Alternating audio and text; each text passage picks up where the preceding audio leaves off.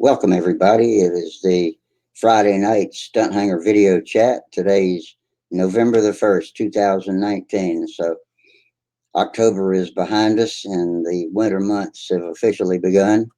It's got chilly here this morning, too. I actually had ice on my windshield before I left out of here before sunrise this morning. And that's the first. And guess we're in for a long, chilly winter, and my bones ache. That's a good sign that it's getting cold. So hunker down and call it building season. And luckily, we'll have a few fly-in days in my neighborhood. But I know some of y'all are trapped in your shop until the snow melts. And so sorry for you guys, but that's what we're here for, to entertain you on Monday and Friday nights, 9:40 each one of those nights. And we will be here until about midnight. Depends on how long the diehards last and how good the conversation is. And hey, Tom, how you doing tonight? Hi, Rusty. I'm doing good. All right, welcome to the show. I'm just doing my usual introductory comments, and we'll get down to business. For All right. everybody that finds us on the YouTube page, that's on the Stunt Hangar YouTube channel, and the chat box is there for you to use if you would prefer to communicate with us that way. Type in the chat box with your questions, answers, comments, and general opinions, and we'll try to incorporate you into the video chat as much as I can. Hopefully, we can get some of our video guests to also look at the chat box and help me keep up with it. Sometimes it gets running a little faster than I can do it, but in the chat box also is the block dollar sign at the bottom. If you can click that, that's how you can donate a little walking around money to Sparky and everything he does to keep the forums free and on the air. And so we appreciate that. A little bit of that comes to my hobby budget too. So that's my favorite part. And let's see, one last note talking about going from October to November. That means we have to change our official stunt hanger calendar, and so it is. It's been my month in October with my scratch built P40 Reed Speed Cox Engine Forums competitive plane on the front, and we get to take that and toss that. Boom! There she goes, and now it is the Genesis. Oh, it's Bob Hunt month. Look at that. Here's Bob Hunt and his Genesis. He was nice enough to send us a picture. So this month, Bob Hunt gets the face of the Stunt Hanger calendar. So welcome, Bob. I hope maybe you'll come in and visit us one of these evenings. I need to send you a PM and talk about how to get in here with your system. I know the old Hangouts was a little bit glitchy. Sometimes people with Apple computers had more trouble than others, but this one seems to accept all computers. So anyway, so it's your month, Bob. We'll get in touch with you and work all that out. And so Tom Rammel is our first visitor tonight. What you got going in the shop, Tom? Just working on a remote control model tonight. Building it's a Skylark from plans, but kind of making some modifications and things on it. So. A Skylark, is that a Cessna or what? What is a Skylark? A Skylark was originally a Carl Goldberg model. They made a Skylark 56, had a 56-inch wingspan. There was a Skylark Junior that was half A powered, or sometimes it could be built as a twin. Mm-hmm. But the Skylark was the low wing version, and then the Falcon was the high wing version by Carl Goldberg. Yeah. So Okay. two kind of planes that kind of went along, had this pretty much the same airfoil, but that high wing either high version wing or probably low a wing. little easier to fly, I guess, for a Yep. beginner anyway. High wings kind of hang under the wing and are a lot more stable than the low wingers are. More aerobatic, aren't they? Yeah, they look a little nicer, I think. So let's see. Hello, We Eddie. got another visitor. Who we got there? Um, is that Eddie? Yep. Hey, man, go up to, if you see the three dots down at the bottom right of your video screen, click on those. And at the top of the list is profile. You can put your name in there. That way I will remember. Luckily, I remembered who you were anyway. So you're coming to us from the Nashville area, right? Yep. You ever get out to the field this season and get any flying done? I haven't flown. I think I flew 3 times last year. I hadn't flown any this year. I just don't have time to get out anymore.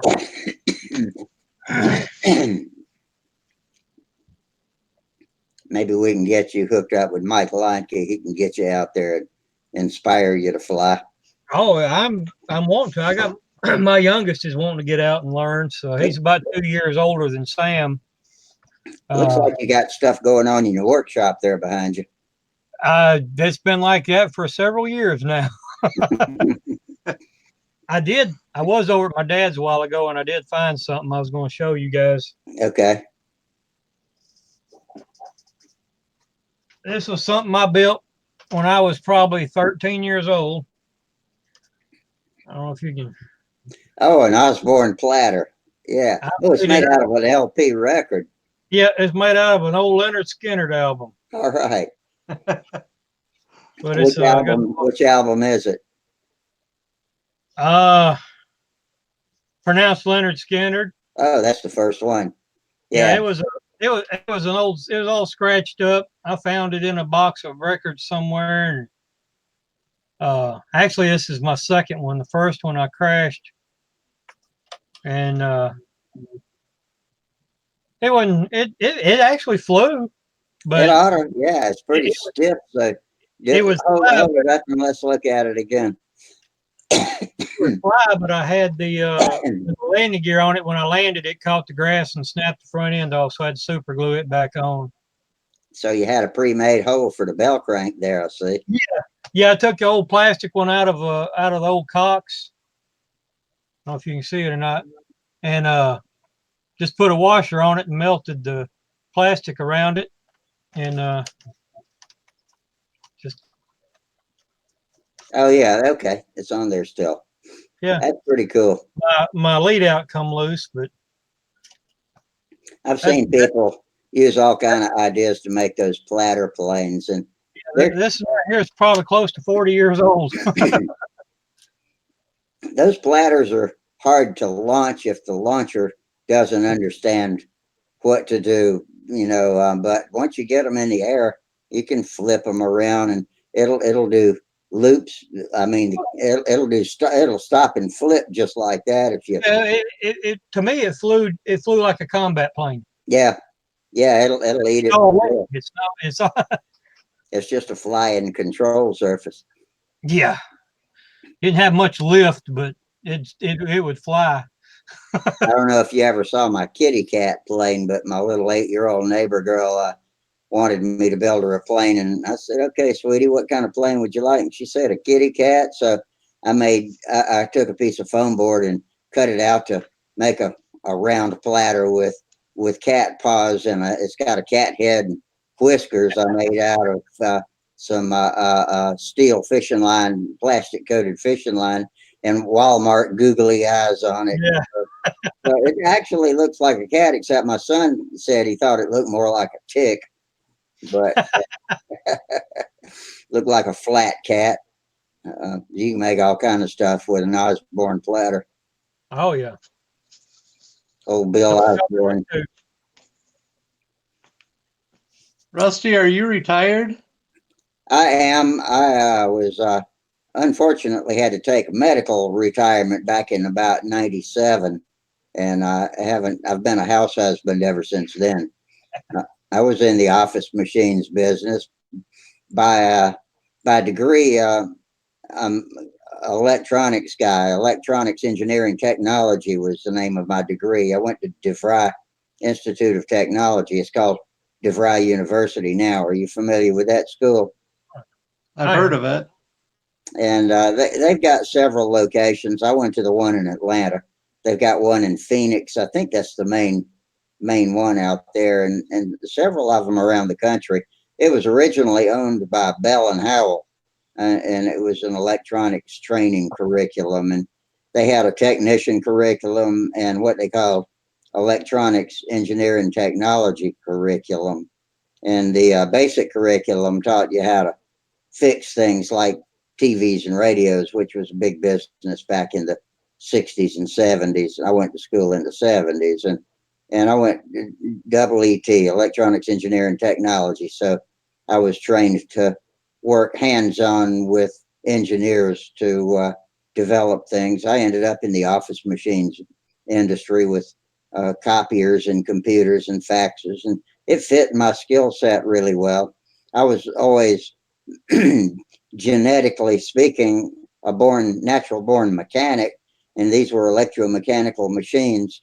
And so I clicked right in with that. It was great, and I got to do field work out of the office all day and go into different businesses to work on their machines, places I would have never seen the inside of with any other kind of job. So it was really cool. I got to see everything from factories to lawyers' offices and print shops, and even got to work on machines at Cape Canaveral on board a Sperry spy ship, so they said. It was covered with antennas, if that means anything. And they strictly escorted me everywhere I went on board that ship. But it was I enjoyed it. It was a love hate relationship because the machines can be cantankerous, um, especially in the environments some people put them in. Yeah, like on a ship. Um, but yeah, it was a great way to use my education to my benefit. So yeah, that's what I did. Yeah, I'm in electronics also. In the field of research and development is where my training is, but I work for Zeiss, Zeiss. It's Hmm. a German company, I'm familiar with and the name. the division I work for, we make coordinate measurement machines. So it's like a robot that measures parts. Um, we sell to machine shops and things like that that do machine parts, and then our machine measures to check to see if they're within tolerance and things. Uh, Working with machining tools is something that I regret not having learned more about back when I had the opportunity. And I always admire the guys that can take lathes and shop machines and turn metal and just make beautiful things out of metal. And That's what I watch them on YouTube, but that's as close as I get to handling any real machinery these days. I did some of that when I was in the Navy. My field was optical man, and I repaired and refurbished all the optics, whether it be binoculars, periscopes, Hmm. sextant, validates, any of the navigational equipment that had optics in it.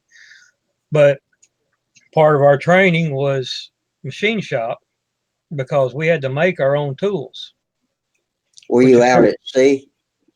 I never did go out to sea. No, I was only in 5 years, but I was sub base Pearl Harbor.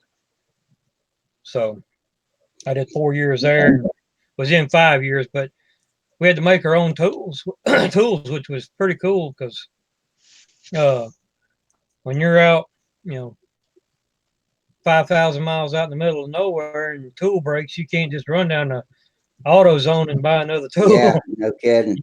My You have dad was stationed at Pearl in World War II for a while after yeah, they we put it back together. well, the barracks when I was there, I don't. It's changed. It's been 30 years since, or say I got out in '98. So, no, 90. I got out in '95. But the barracks was the hospital in World War II, and the galley was the morgue. I mean, I hope it's not fitting, you know. But yeah, it was. But we had good food. But yeah, like I say, working with doing the lathe work and the milling and all that, it's pretty cool. I actually I made a well. Hold on, I'll be right back. I'll go get something I made. Show and tell. All right. Yeah, like I say, I admire people that have those skill sets that can work with metals, and I probably would be better with metal than I am with wood. I can't seem to build a square corner to save my life with wood. I see Gary Sinclair's watching us out there. Hi, Gary. Thanks for joining us on YouTube. Gary's the one that brought us the calendar that I was showing you a few minutes ago when I changed the date on it, or changed the month on it. Pretty good little commemorative stunt hangar calendar with all of our pictures with our airplanes on it. So anybody that's hanging around at the end of the year, maybe we'll do another one. Or maybe it turned out to be too much of a royal pain in the ass for Gary. We'll have to wait and see how Gary feels about that. What you got, Eddie? I gotta clean it off a little bit. It's been sitting there collecting dust. So it's only been up there for 30 years, maybe. I don't know if you can see it or not. It's a periscope. Oh, okay. Yeah, so that's the There's just business end at the top there. And yeah, it's a piece of brass. I turned it down on the lathe and everything, and then milled the eye box. I don't know if you can see it or not. yeah. Handles. I've got the there's a piece that goes on the bottom. I just glued it on, but it broke off, and it's somewhere up on the mantle where this was. It's a rangefinder, and this is a Type 2 attack periscope. This is what you see on all the World War II movies where you just see the part sticking out of the water. Yeah. Because they're tapered and small, so they don't make a lot of wake in the water, so they're hard to see. But the rangefinder is pretty cool on those things, and they're still used today. They're all mechanical. There's not they're not. They have two periscopes on board. Of course, nothing I'm telling you is classified. So I was just thinking about that. no, they have an electronic periscope and a mechanical. The electronic one is your general purpose, whatever. They're just observing when you move the lens up and down to look around. It's run by servos. Well, you know, a servo produces any electrical frequency, sends out a RF signal. Well, the enemy can detect that. So the manual ones are all cable and gears. And the rangefinder, you use those for attack because the rangefinder, you spot a ship on the horizon and they have a silhouette package on the board that has all the enemy ships on it in their silhouette. Well, you match up the silhouette and you say, okay, I think that's a Russian destroyer. Has a known height from the main mast to the water line. So you say, okay, that's a Russian destroyer. We know, we'll just say it's 100 feet from the top of the mast to the water line. So you set your known height to 100 feet. And you click in this double lens. It's a split lens. And you crank this little lever and your image splits. And when the top of the mast reaches the water line, you look down and it'll tell you exactly how far that ship is away from them. So they could set their torpedoes detonation time based on the distance of the enemy. And I think, man, how did anybody figure up that crap? You know? But it was I like the machine shop. Yeah, it's amazing what you can do with a little geometry. They had some pretty accurate sights for the airplanes the bombers too in Oh World yeah, War II that were all mechanical. it was all And mechanical, and yeah, they had to be a certain height and traveling at a certain speed, and it got that trajectory just right. yep. They'll drop it right down a chimney. Gerald Wimmer's checking in on the chat box. Hi, Gerald from New Zealand, visiting my brother today, working on his Morris Oxford from 1952, but listening in. So it's the middle of the day on Saturday in New Zealand where Gerald is. Yeah, halfway around the world. Yep. It's one thing I never did when I was in Hawaii. I always wanted to go to Australia and down there, but I never did make it over there. Never did cross the equator. No, I never. I was a sand crab. I never got out to sea. Yeah. Matter of fact, first time I've been out to sea was we took a cruise this year. Oh, really? Yeah, went down to Cozumel. It was okay. Yeah, that's kind of the way I think about cruises. It sounds okay, but not sure I'd want to be trapped on a ship with 1,000 other people and The cruise itself was fine, but Cozumel I wasn't too impressed with. really. Yeah, so we got shut down a day on our cruise because of the hurricane. Oh, We were supposed to have a 5-day trip, and they cut us to 4. So we had to wait instead of going out Saturday. We went out Sunday, and so our what is that? Costa Maya, which is just up north of Cozumel, was going to be our first stop. Well, they cut that one out and went straight to Cozumel. I didn't realize.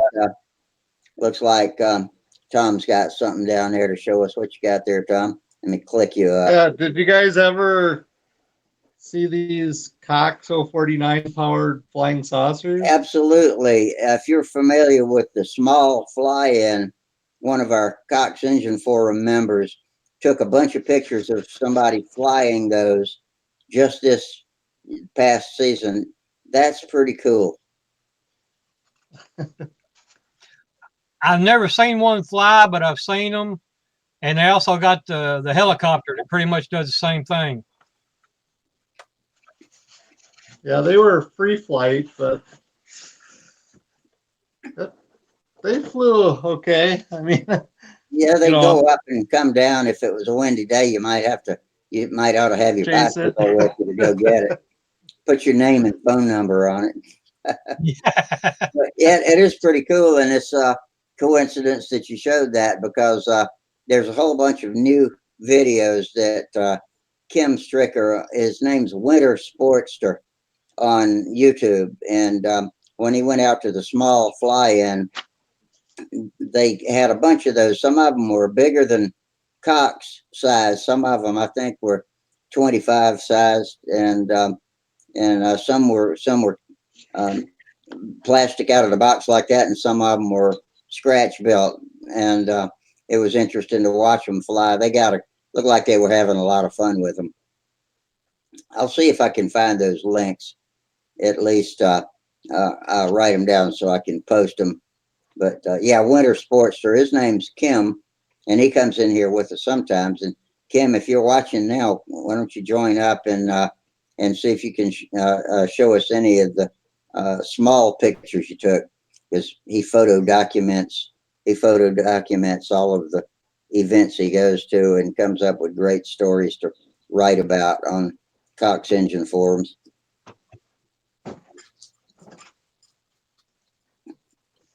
Have either of you heard of the FIRST Robotics?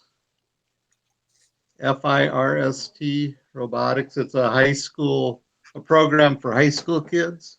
I know my son was in a robotics club, but it wasn't affiliated with FIRST.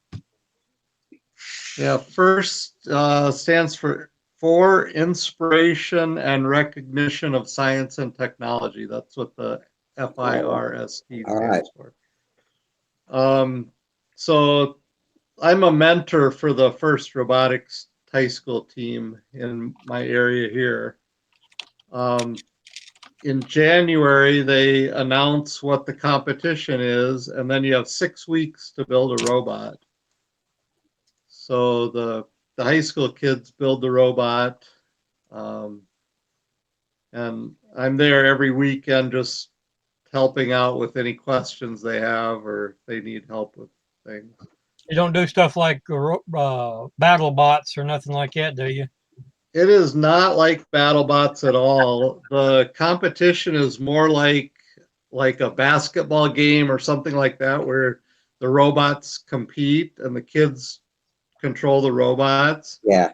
And at the beginning of the match, the robots are autonomous, so they just go by the programming, and then you get like higher scores for things that are programmed for the robot to do versus if the kids are in control. And then after a 30-minute time, then the kids take over control of the robots. Last year they had these balls that they put into containers, and then they had flat like hatch. They called them hatch panels, and they put hatch panels.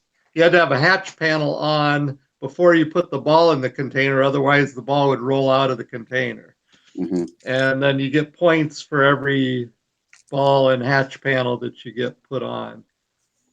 Cool. And they work in teams of 3, so there's 3 robots competing against 3 other robots, and each high school builds a robot. So you're on a team with other schools that you're not affiliated with.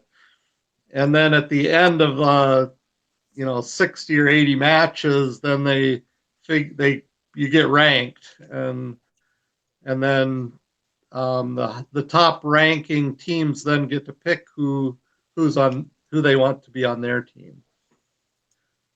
So last year, our team went to the regional, got second place in the regional, which qualified us for state, and then we went to the world championship. Wow.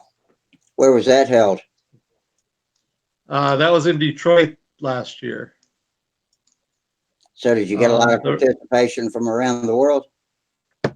Yes, there are quite a few from all over the world that compete. And all of the states in the United States and Hawaii, and so it's a pretty big deal. It's a very short time to build a robot, 6 weeks. So yeah. It's quite the scramble to build a robot to compete in 6 weeks. Yeah, especially starting with possibly no knowledge and having to learn about what a robot's all about and then actually implement it. That's pretty impressive.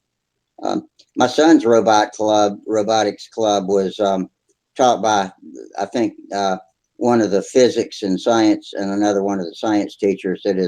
He was at a private high school, and that was back in the late 90s, early 2000s, and there wasn't a lot of robotics clubs around at the time, but I donated a bunch of stuff that one of my friends had given me from his RC car days, which was motors and clutches and suspension parts and servos and whatever. I brought home solenoids and clutches from work, from the copy machines and stuff that they could use, and just a whole huge box full of stuff that maybe they could build out of. And a couple of them wanted to go ahead and start a project for their senior projects that they use for, it's kind of like their dissertation to graduate from high school. And a couple of the guys came up to me and we're looking at all the stuff, and they said, now we've got some questions. And I said, well, I'm here to help you. I'll show you anything you need to know. And the first question out of one of them's mouth was, well, where do all the wires go? And I'm like, face plant into the palm of my hand. I ended up teaching them basic electronics to them and trying to show them how the power supply from the through the wires to the load back to the power supply works. And they actually ended up putting some contraptions together, but but never did develop into anything they could take and compete with. But they got credit for building something that moved around and didn't bite anybody's fingers off. So Yeah, the robot the kids built last year had a small 12-volt air compressor, and then all pneumatic cylinders and pneumatic valves for controlling some of the stuff, and then of course a lot of it is electrical also with motor controllers and things. yeah. Yeah, one of these guys had some pneumatic rams that he hooked up into a configuration just to demonstrate how pneumatics work. And I think that's what his senior project ended up being. And, you know, everybody had to do a senior project, and whether it was scientific or something in the fine arts, everybody basically got credit for it. But it was a big deal, you know, back then. And it was fun.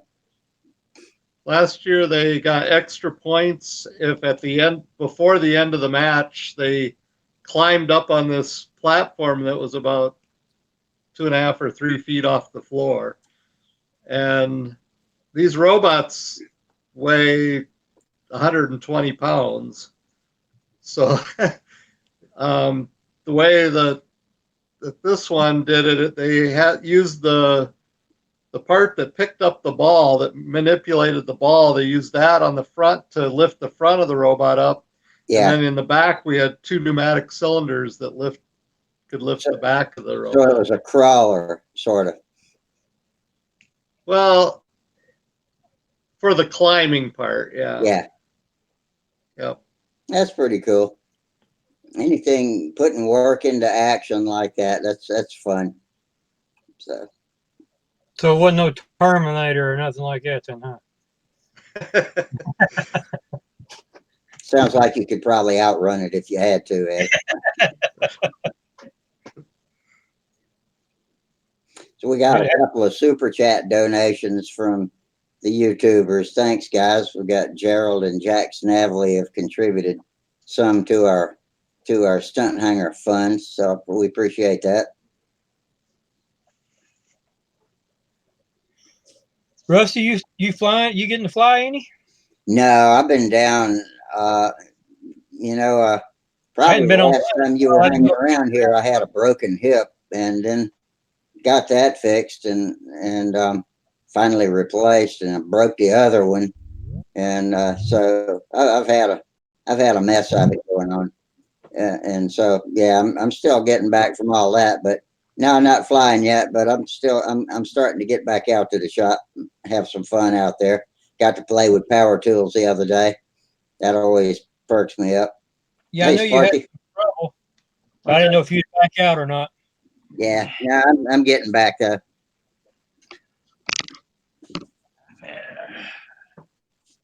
What's up? Oh, nothing. Just chilling out on a Friday night. How you doing? All right. Jeff been on yet? Not yet. It's just me and Eddie Suter and Tom Rammel, and we got some YouTubers over there that send us a little change for the coffers for the Stunt Hangar Fund. Right, So that we appreciate that. Tell Jeff when you see him that I sent his motor. He should have it either today or Monday. Okay.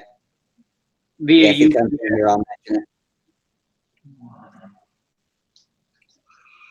I'm not going to hang out long because I'm going to go over to John's tomorrow and work on all my projects. Yeah, we just kind of getting in a groove here, talking about our son's robotic clubs and high school and that sort of thing, and all that kind of cool stuff. No aeromodeling talk going on yet, except for Tom showed us that was a Cox UFO, right? What was it called? Is it called a UFO? Flying saucer. Flying saucer, yeah. Okay. So we got to get Kim Stricker on here with his videos of the flying saucers out at the small event. He lives out in the heartland, out in Missouri. And where is the Small? It's out somewhere that way. Is it? I don't remember what state it's in, but um, they've got a pretty big event every year. It's a combination RC control line, just about anything that flies that you can bring out there, and it's a week-long event. It looks like big fun. It's a little farther than I can travel though. I don't think it's in Missouri. Is it in Missouri? I don't think so. I think you might be thinking of the Dells. That's Wisconsin. SMALL. It's all. I think it's all about small planes, half A, that kind of thing. But anyway, yeah, I'll get Kim.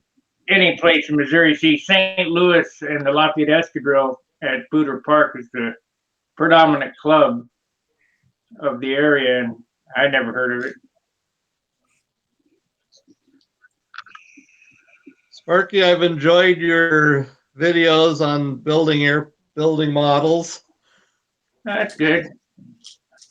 We're gonna try to do a little better job starting tomorrow. I got piles of stuff here to finish. Oh, Jeff Riley just signed into YouTube.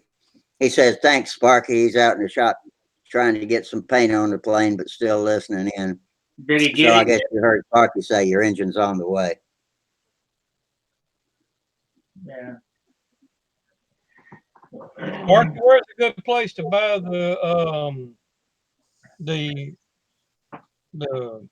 polish pan? Tom Morris, Stunt Hangar Hobby. Stunt Hangar? Okay. I hadn't looked on there. I didn't know. I'm gonna try to get some covered this winter, but I don't wanna go back with the monocoat. I wanna go back to the old school cover and paint. Why are you choosing polish pan? I don't know. That's just what I've heard. So what would be better? Silk span. That's what I covered quite a few airplanes with polish span just for the simple fact it's more puncture resistant. But all the airplanes that I've got here now are triple aught silk span.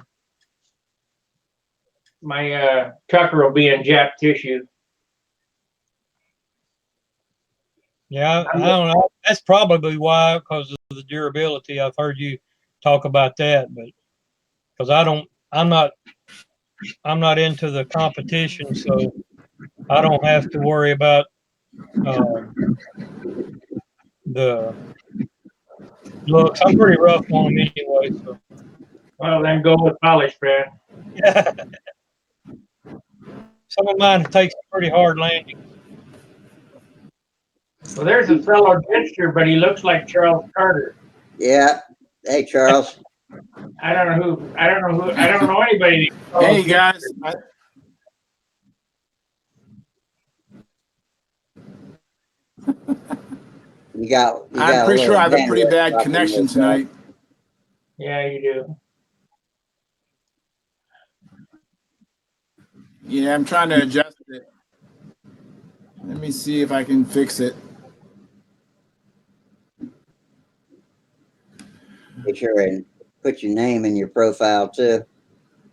Wonder how come it keeps losing it. I think you came in the other night and had to change your name.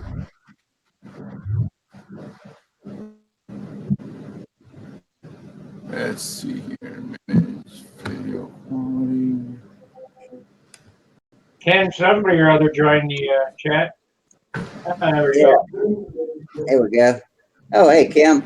We were Hey. just talking about you, man. All right. Good to be talked about. The reason is that Tom in here with us, Tom Rammel, was showing us his flying saucer. And I told him you had put a bunch of videos up lately. Tell us where the Small is. I was trying to tell him about the Small, but nobody knew what I was talking about. Okay, it's at Sky Tiger Field, which is at Mayflower, Arkansas. It's northwest of Little Rock, not very far away from Little Rock. Isn't that in Texas somewhere? It started in Texas, but this is in Arkansas. and they're talking about maybe taking it to Texas at some point. But the Sky Tigers field is in Mayflower. I try to call it Mayfield, but it's Mayflower, Arkansas. And I believe they may have a small event in Texas. I'm not sure. But this was the big 30th anniversary one. And Kevin Wilfong had his flying saucer out there. He actually gave it a little boost. It was kind of hovering around him and staggering around. He gave it a spin and kind of launched it. Sort of cool. He loves his flying saucers. I was surprised it flew as good as it did. But yeah, it got up there pretty good. It goes very high. Windy. Yeah. Yeah. If it was windy, you might have to chase it a ways. Oh, yeah. Yeah. I'm going to tell you guys something, and you can believe me or not. It doesn't matter. I did it as a kid. But you take a 3-foot long piece of 1/4 inch thick balsa, 3 inches wide, 3 foot by 3 by 1/4 inch, and right in the center you put a motor mount and put a Cox Golden Bee, or one of the Coxes with a tank on it, whatever. Yeah. And then you put a 10-6 propeller on it, and you got to spin it real fast, and it'll go put, put, put, put, put, put, put, put, put, and then you just keep turning the needle valve up until it gets up some RPM, and then point it up and let it go. It'll go way up, out of sight, but it's going put, put, put, put, put, put, put. Well, we had a guy at one of the smalls that was at a different field, but now he had an antique design that's got the engine mounted on a pod on the outskirts of that boom, and kind of a fin and wing affair on the other end. It had a hole in the middle, and he would start it and stick a screwdriver through the hole and let it build up speed. Then he'd pull the screwdriver out, and this thing would fly up into the air. And it's on one of my videos. I think the small 2017, I think. But he got it to fly, and apparently it's from an old design from way back. You also can fly a mechanic's rag. You could tie a shop rag to a 049 and let her rip the fly off pretty good. Yep. Good stuff. I had a PT-19 when I was a kid, and it hit the ground and all the rubber bands came off the engine, and I didn't have any rubber bands with me. So I fired that engine up just with the landing gear and the firewall and let it go. Yeah. The sucker will fly. I planted mine in the ball diamond one day that was muddy, and we tried to do a loop, and coming out the bottom of the loop, I hit the ground. The whole front end came off, and of course it had the metal tank. So it had its own fuel supply, and it took off almost straight up. And we're all standing there with our mouths open watching it climb out. Luckily, it didn't run very long, but you fly enough, you see some weird crap. So My very first airplane, was a Wenmac T6 trainer, green plastic. It had great big balloon wheels on it. I wish I could find one of those on eBay just to have, but it'd probably be ridiculously expensive. Yeah. A lot of great stuff. Then we did little Satans and jumping beans and combat cats and all kind of crap. Yeah. Oh, they're all over at small. We had a fairly small turnout for control line this year, but I had I had some half A size ringmasters down there. It was still part of the ringmaster flyathon, and one of the guys there, Tony, he was able to log some flights because they gave us a week delay where he could do that. But hopefully this coming year, I intend to have more control line stuff there. But we'll see how it turns out. I always have big thoughts and big ideas. Well, if I still have my ringmaster come next year, I'll be able to participate in the ringmaster flyathon. Yeah. One of our guys at Breezy Hill, he got serious about it. I forget how many flights he put in, 200 or 300 some odd. He had a OS 20, I think, on an S1 Ringmaster. He throttled it by putting a plywood disc in the intake, and he had a 1/4 ounce tank behind it, and he had it on 38-foot lines. That thing would make about 5.5 laps and die, and you got to make 5 laps for it to be an official flight. And he flew both days. He finally ended it. He wore all of us out. We were trying to pit for him, but it's kind of funny. He flew the last couple dozen flights in the rain, so it's kind of hilarious. That sounds a lot like work. I'm not that dedicated. Well, he gets so serious about stuff, and the rest of us like a bunch of clowns. And he's an old competition flyer, and he takes his fun seriously. So I showed Rusty this earlier. Y'all talking about the 049 stuff. This plane here is probably close to 40 years old. I made it when I was a kid. oh, great. It's an LP. Oh man, yeah, Out of a Leonard Skinner album. yeah. Is that a Cub engine on it? I think so. Yeah. Okay, it's a Leonard Skinner album. Yeah. It was one of those scratched up Leonard Skinner album. So Oh, great. and it crashed. Oh well. I thought, how fitting. You know? Oh, good Lord. Well, you know, a toilet seat will fly because I've flown them before. Yeah, if you put enough power on it, you can fly just about anything. Yep. The F4 Phantom is proof of that. F4 Phantom is nothing but a washing machine that flies. You put enough power on anything, it'll fly. I said, I got a friend of mine in the Navy, or not, well, as one of the photographers who was in my building. He flew on one. He said that they had a glide ratio of a rock. Yeah. You ever see it hit the flight deck? Bam! Yeah. Controlled crash. I think Charles is trying to get back in. Fellow Jitster. Yeah, I see somebody trying to get in.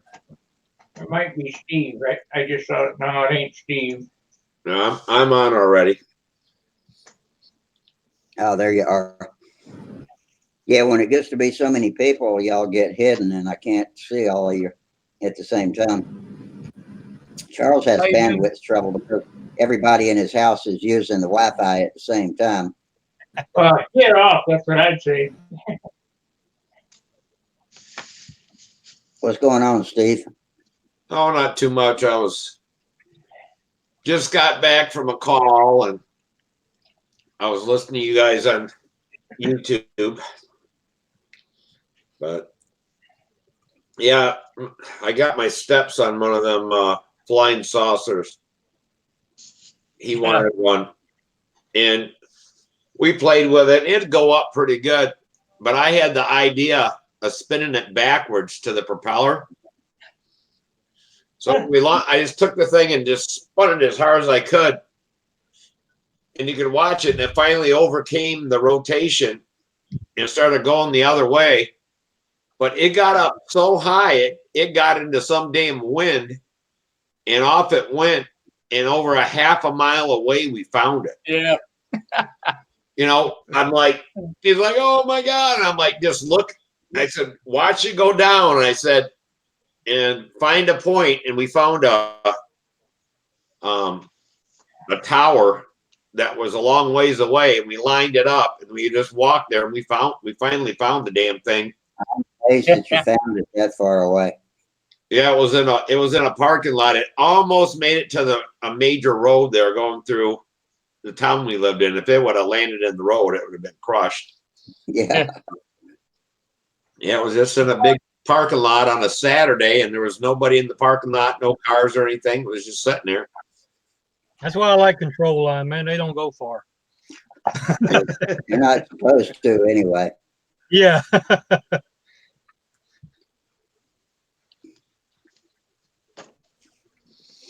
So John started working on that airplane. The tail broke off, Sparky. It's all fixed. It's all fixed, huh? Yeah. Has he tried to fly it, see how it flies? Because he was going to shorten up the tail or do something. Yep. He hadn't flown yet, I don't think. It's pretty crappy weather. Wind and rain. Yeah, we had snow here I had- yesterday. I had to actually clean my van off this morning. Come on, Joe Nall. Oh yeah, May. We had 19 degrees the other morning. I think Wednesday morning it was 19 degrees when I went to work. You been getting any snow at all? We got a little bit today, but not enough to stick on the roads. Yeah, it didn't. The roads finally cleaned up last night about 6 o'clock. It was snowing so hard that it was really greasy, and your car just kind of floated around on it. There was a lot of crashes and stuff, and no. See, that's when you My windshield iced up this morning. That's the No first time I've had ice on the trick-or-treaters. windshield. Nah, Yeah, we had we no- didn't either. It was such crappy weather, no trick-or-treaters. That's why I was on call. A guy went on call today, but they were doing something with their kids for Halloween today because yesterday was so crappy. But so I picked that up for him. But yeah, we just had today was really not too bad. I only got to 42, but the sun was out and there wasn't that much wind. And you guys ever fly in snow? Yeah, right.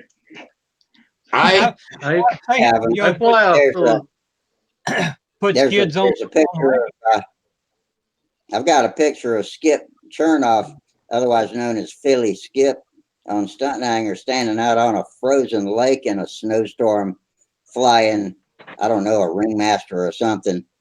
And that picture just makes me cold just to look at it. Tim needs to turn his lights on. Dark in there. I've Yeah, seen pictures. There's a group up in Minneapolis, I think it's Minneapolis, that they fly the 1st of January every year, and all their planes have skids on them instead of wheels. Yeah, it's the same thing in Flint. Every New Year's Day they have a contest there or a fun fly or whatever you want to call it. They put skis on their airplanes and they shovel off a little bit of a runway and they fly and Do the engines run good in the cold like that? no. You had- You gotta I didn't- start them with lighter fluid. and on the Cox engines, a lot of people take yarn and wrap it to fill up the grooves in the cylinder head to help keep it warm. There's an RC ski plane. Looks Yeah. like a Cub. Oh yeah, let me click that up. Yeah, Come on. it's too damn cold for me. I've flown in every. Okay, there it is. I see it. Oh, that's nice skis on that plane. I've flown in every month, but January. But My This younger is an days, Eagle 63. I'm not that enthused now. yeah, What is it again, Tom? Eagle 63 on skis, on snow skis with a 4-stroke motor. All right.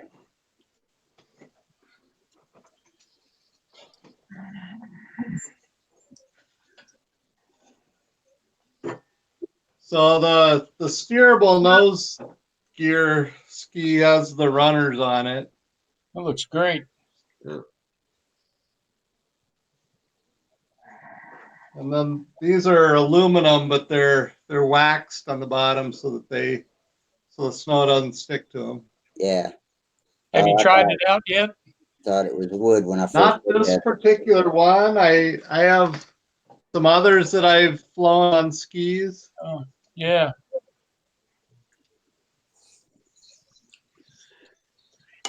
yeah. A lot of the guys in our club, they all fly float. Most of them fly float planes now. That they Yeah, have. you can fly floats off the snow also. Yep. And that way they have one for water, and then they use it in the wintertime too. So Well, does the 4-stroke run better than the 2 strokes? Hell no, you could really hard to get started in the cold. They're just quieter. Especially when they don't run. Hell no. yeah, a lot of all the guys at the club there, a couple of them have these little Harbor Freight generators, and they'll bring them out and then take a heat gun and heat the damn motors up, get them going, and but they still don't run that great. We had I'd a little guy rather in the park that always flew diesels in the winter. He didn't have a problem getting them started. Oh, okay. I would have thought a diesel would be really hard to start in the cold. They run like compression. Yeah, I guess You so. don't want to try starting a brand new engine in the cold. Unless you can heat it up. But a lot of the You'd, guys have one that's broken in already. some of the guys there too, if they're they have an inverted engine, they'll cover the cowl opening, so no air, hardly any air will get in it. If the head sticks down past a little bit, and they usually run fairly good once you block off all the air to the case and all that kind of stuff. And I don't need to fly that damn bad. me either. I'd rather sit home and eat a bowl of chili. Well, what it is that usually at these days when they do that, they have a chili cook-off too. I'll go there and eat chili and drink hot chocolate and watch them dumbasses go out there and fly. The little clubhouse it has a little kerosene heater in it. We're freezing in there, and it's like, yeah, you guys can get out there and do that. I'll hang around for about an hour or so, then I'm out of there. It's like those, Yeah, like we those usually guys. have a cold weather meeting every winter at Watts House, and Will cooks us up some real stick to your ribs stuff, either chili and cornbread or pot roast or something like that. And man, it's a whole lot better than the hot dogs and hamburgers we get at the club meetings at the field. But yeah, he made sure we get fed well. Hey, Rusty, do me a favor. Make sure Jeff knows his motor's on the way. I did. Yeah, he said thanks. But Jeff, if you're still watching, Sparky's telling you your engine is in the mail and it is on the way. UPS. By UPS. Yeah, okay. Coming by UPS, Jeff. All right, guys, I'm going to hit it. I'm really tired. I didn't sleep last night. Okay, Sparky. You gotta get yourself some rest. We'll see you you gonna Monday. you gonna stream some tomorrow, Sparky? Probably. All right. If you All right, guys. Good night. See ya. yeah. Hey, Tom, is that a navigator behind you? That is a navigator, yes. Whoa. That Oh, was- my baby. That was the first radio controlled kit that I ever bought. And that's the Me same too. one. I built it in, I think, 1972. I built that. Oh, man. How great. Only when I first built it, it had a 15 gas motor or a nitro motor. Now it's electric. Okay. I've still got mine. I'm rebuilding it for small one of these days. You have a craft This radio is with it? Yeah, Netco Navigator. Oh, look at that. Oh, man. Oh, break my heart. That's one of the most beautiful RC planes there is, as far as I'm concerned. Hey, you can fly that thing in the winter. Yeah, we flew it off of snow. I had a Cox 09 medallion with the throttle band on the cylinder. That's what's going to be on it when I finish restoring it. And I built it in 77 with an EK Logix radio, which made it weigh a ton. The first time I float tested it, it sank up to the cabin window. So I decided, okay, we got a pasture flyer here. How great. Don McGovern is one of my heroes. I built this in 1972, and I was at the hobby shop where I bought the kit, and the guy Yeah. said, "Well, if you're just learning to fly," he said, "don't fly that as your first airplane." Yeah. So I just kind of kept it without flying it for years and years. And Yeah. then eventually I flew it with the gas motor. And then just recently I converted it to electric. Oh, that's great. I love seeing them fly. There's another guy on YouTube that flies his, and it's electric also. But it was an intimidating plane when I bought it to build. There's like 10,000 pieces to it, you know, and Yeah, there's a lot of pieces. oh The man. this whole Yep. hole is all strips of balsa. Yep. I heated them in hot water and twisted them and then held them in place with ambroid cement. And they actually stayed stuck. I couldn't believe it. Wow. So how Yeah, I just fantastic. thought that was a very pretty airplane. Yeah. Well, you know, they had that beautiful picture of it in all the magazines, the Jetco ads. And I just Right. imagined it flying out of the swamps around where I lived. And I've never made that dream come true, but I got the plane built and flew the crap out of it. Well, the problem I had with mine is the tank is in this pod and it's pretty small. Yeah. And so with a 15, I would just get it started, just get it off the water, and it would run out of fuel. Yeah. Yeah. So that's why I converted it to electric. It flies longer now. Well, I got the pod built, and then I just kind of gouged out some space for a control line wedge tank and fit it down in there with the wedge down and the two, filler tubes out either side. And I'm probably going to do something like that for the restoration. I don't want to get too far away from the original, even as crude as it was. Oh, those beautiful. That's great. That made my night seeing that thing. Man. Yeah, what's crazy is the first plane I flew in RC was Sig Cadet. And we had a World Engines radio. And the servos were so big, they barely fit across that fuselage that's like that. Yeah. You know, the son of a bitches were almost the size of a cigarette pack. Yeah. Yeah. I think, and we're like, wow, that thing has 20 inch-pounds of torque, you know? Yeah. Now you got these little teeny mini ones that got 40. It's just crazy. It's crazy. It's crazy. The first radio I built a Heath kit. 3-channel Heath kit, and those servos were huge also. Yeah, and you actually soldered all the components on the circuit board inside the servo. Man, yeah, a buddy of mine, he did a lot of Heath kit. Right, he was building them for other people and stuff. But he had Heath kit radios that the damn thing slid. It didn't twist like we normally. Yep. It went back and forth somehow. It was linear. Linear drive, yep. Yeah. That's what mine were too. What was it on it's like a rack and pinion. A worm gear type deal? It's a rack and pinion. Oh, okay. A lot of them had rotary and linear outputs on them. Yeah. They had a wheel and they had the little linear arm. Oh, okay. Those were the days. Yeah, I remember that like that. And, I never seen it work, but I can imagine it, something going zzz, to move that thing. Yeah. It couldn't have moved very fast. Oh, man. Yeah, back then they were pretty slow. That's fantastic. I love seeing that thing. You're going to make me go drag mine out of the cobweb and start working on it.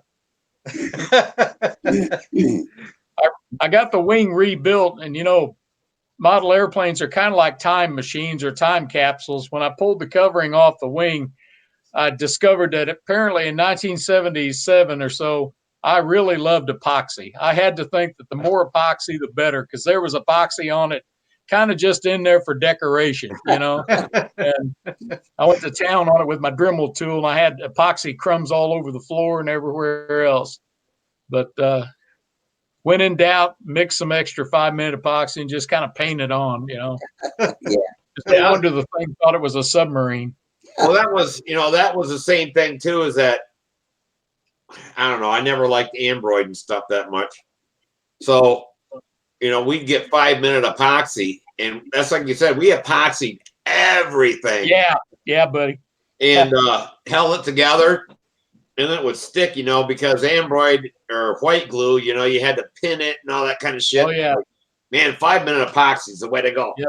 Slap that shit on real fast, put it all together, and shit's dripping down, and you're Yep. wiping stuff off. And I just wondered how good my airplanes would have flown if I realized that weight was a detriment to them. Yeah. Well, sometimes the details are a downer, You Yeah. just we tried to mix it. And of course, back when we started flying RC, we were rabid about it. We would fly in the coldest weather, and we quickly discovered that epoxy doesn't set up very well in cold weather. And we would mix it. We're standing there with our frozen fingers waiting for this stuff to start to harden. And it never did until you got back in the house. But then CA came along and it all changed. So Yeah, you got to have that evaporation for it to dry. I'm sorry. I said you got to have the evaporation for it to dry. Yeah. When it's 10 degrees, you don't evaporate much. Yep. We were desperate to fly back then. Anything that would move by itself with a controller from the ground, it was freaking magic. And it still is to some degree. Yeah. I mean, we had like Cox, the Baja Bug, and Yeah. the other ones. And I can't believe my mom and dad let us do it. We'd fuel the things in the basement, get them started, run up the stairs, through the house, outside, and run the damn things in the winter. I mean, Christmas morning, probably 7, 8 o'clock in the morning, we're running through the house with a smoking ass Cox 049. Burn Well, half of the tank getting outside. What's that?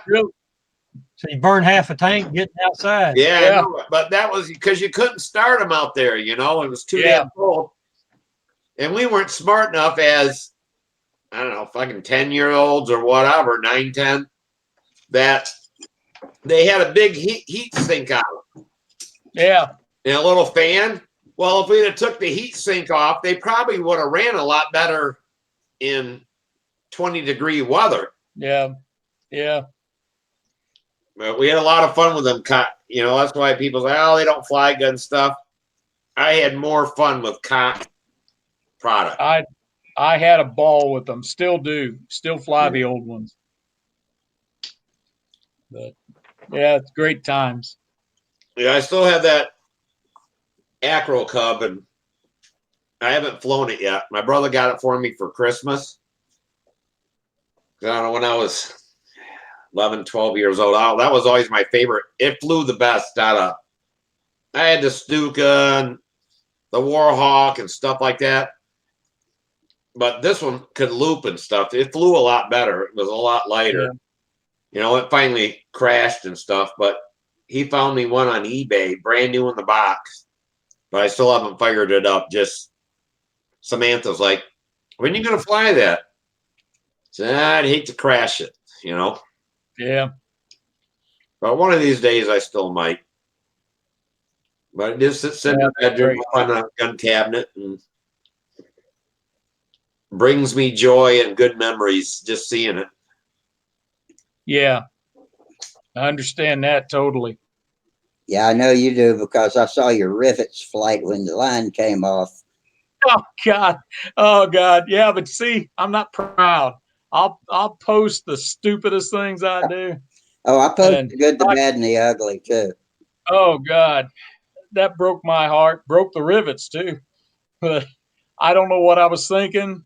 I checked the lines. We took off, and but I've got plenty of parts to make 1.5 rivets over again. I just haven't gotten around to it. But I did it. I videoed it. So by gosh, it was going on YouTube. Oh yeah. Oh yeah. I got clobbered over that. Stuff. That rivets. I only posted my good flights. I wouldn't have much on YouTube. Yeah. That rivets was a hard airplane to fly. Well, it felt like a truck. I had hopped the engine up. I put a high compressing head on it because it needs all the poop it can get. Yeah. But it seemed sweet right up to the time the downline came off of it. So Well, that's what we found too, is that we end up putting a high compression head and a lot more nitro. That was a friend of mine that had the rivets. And yeah, when you were screaming, it flew good, but man, you could not fly it unless that airplane was screaming. It didn't have, I think the fuselage is too wide and you can't get that short propeller doesn't get air across or, yeah, run. and it's heavy. Yeah. Even for a ready to fly, it's a heavy dog. It's kind of the same as their super sport. And I had one I flew quite a bit, but it looked good at the end of the lines. That was about all I could say for it because it was a truck. So yeah, my brother in the end there, and I was kind of done with control line and stuff at the time, but he had got a chipmunk. And that had the foam wing on it. yeah. Now that thing really flew good compared to they said that the Hyper Viper was the best one, but that chipmunk, I mean that thing flew really well. Yeah, David Fountain brought his he's called TD Bandit on the Cox Engine forums, and he came up to Half A Day at Huntersville a couple of years ago with us and brought his chipmunk and flew it. It's like the Hyper Viper. They should have put a TD in that thing instead of a Reedy, but they always put the product engines in those planes. Yeah. How's your Hyper doing? Have you been able to work on it? I've got dope all over it. So it needs gluing together and painting, and that's about it. Oh, okay. I was envying you mighty bad over that. So it's been sitting out there on the table. Yeah. It seems like forever now. Yeah. And, I think hit it with some sandpaper and give it some color and some glue, and it'll be ready to fly. But it's been in that same position for so long now. But I just went out to the shop last weekend for the first time. Maybe I'll get out there a little this weekend and just putter around and reorganize things. I don't even know where everything is now. Luckily, I keep the shop fairly organized, but the Black Widow spiders out there probably move stuff around when nobody's looking, I think. Oh, yeah. So how's your therapy coming? What are they saying? You doing well, or? I'm exceeding their expectations. Yeah. Great. I actually drove myself to dialysis this morning and home. So all right. Back in the car for limited duty, at least around the neighborhood.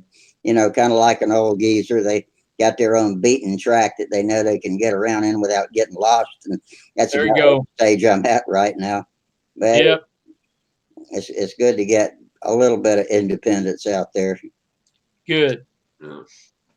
Yeah, I'm doing okay.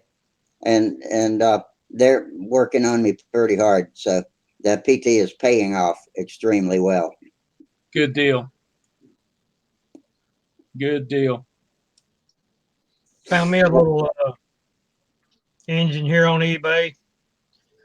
Some of y'all might know what that is. Is that a green head or blue head McCoy or whatever? Yep, it's a Blue Head 40.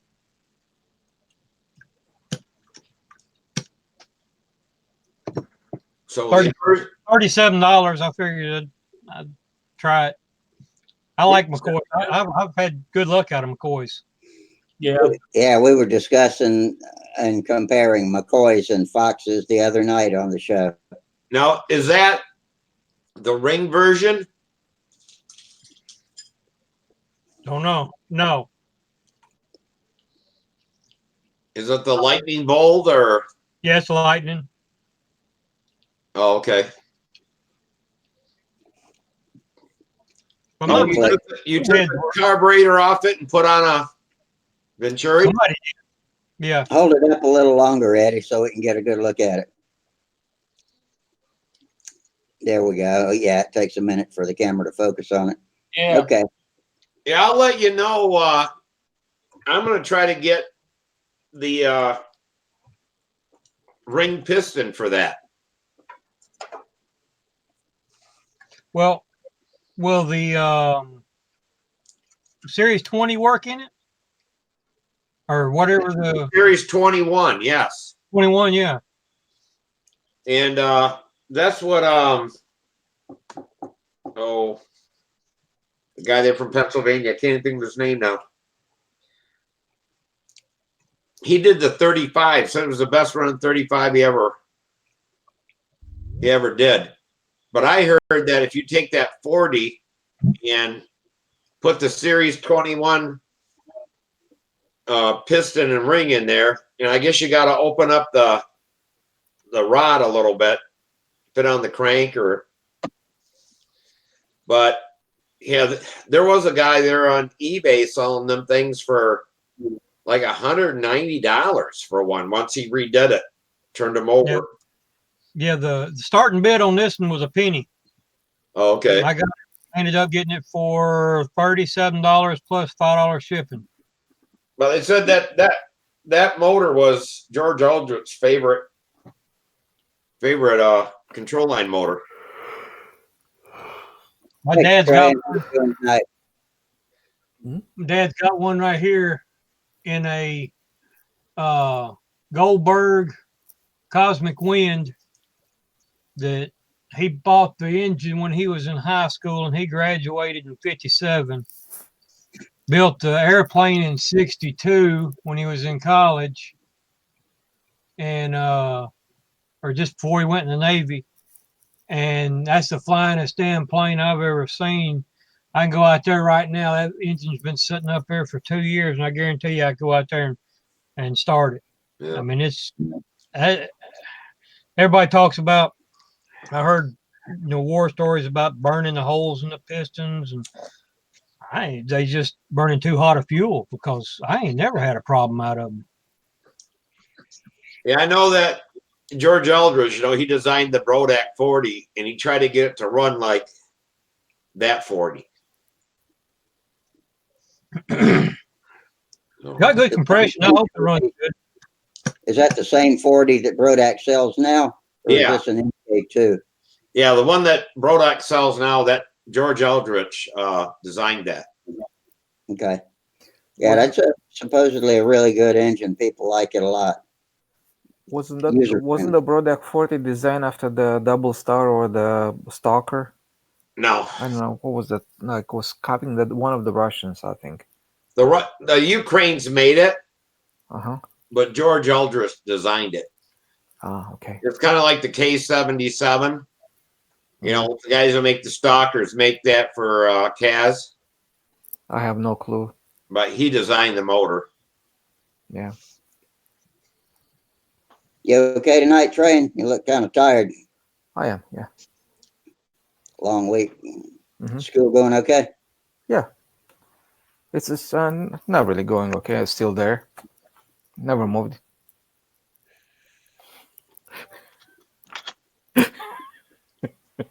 I'm laughing at my own jokes. I know.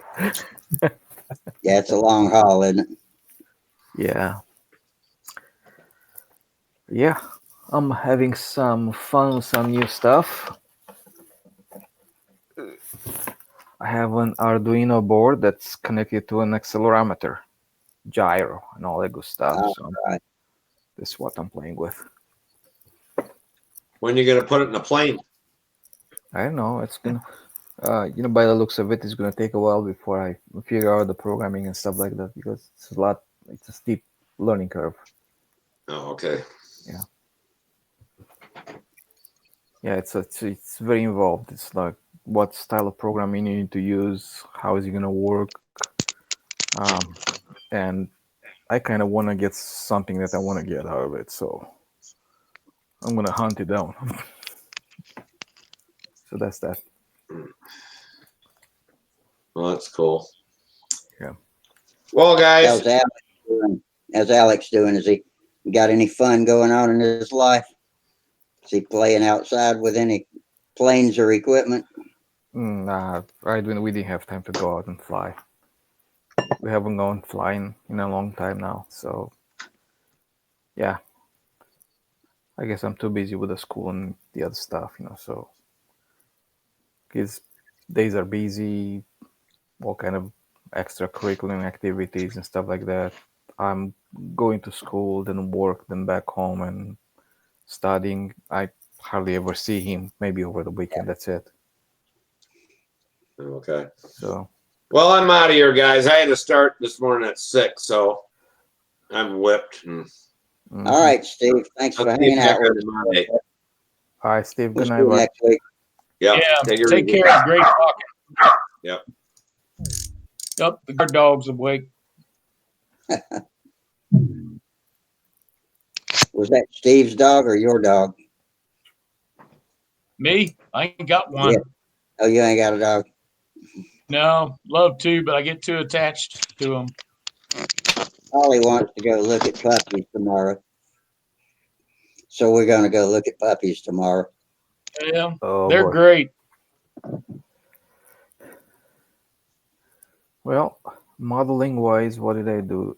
Today I finished cutting the second side of the mold. We make a new outboard wing mold for the plane.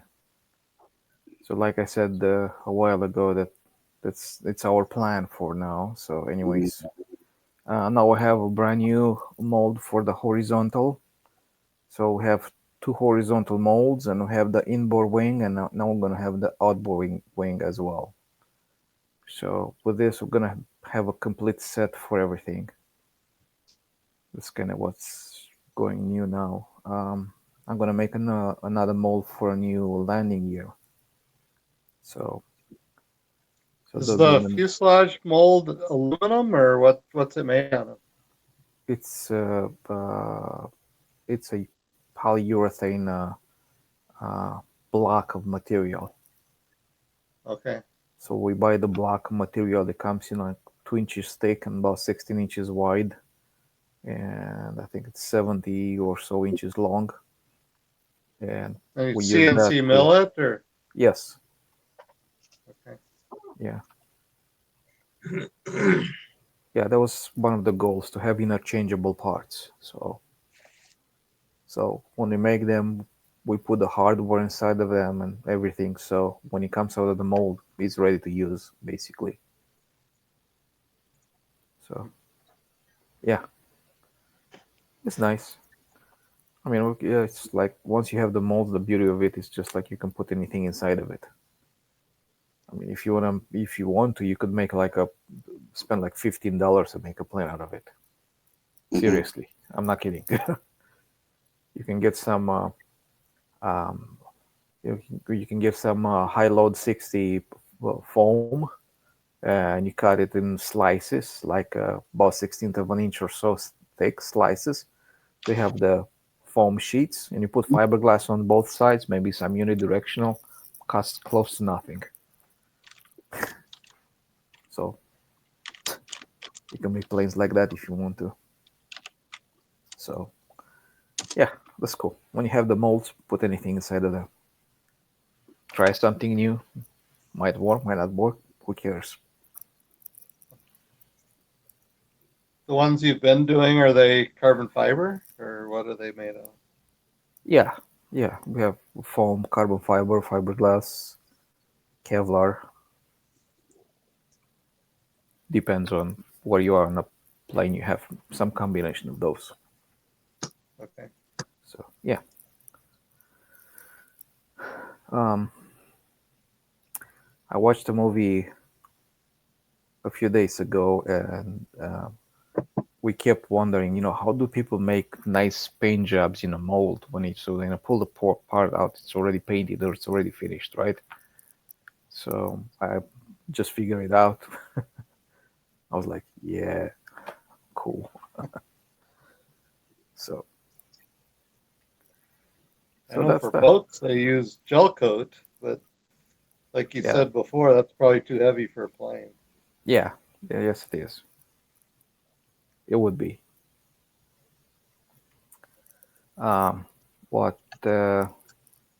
what they actually use, they use some kind of a two-part paint. So I think if next time I'm going to experiment with anything, I'm going to experiment with that and some kind of a semi-permanent mold release.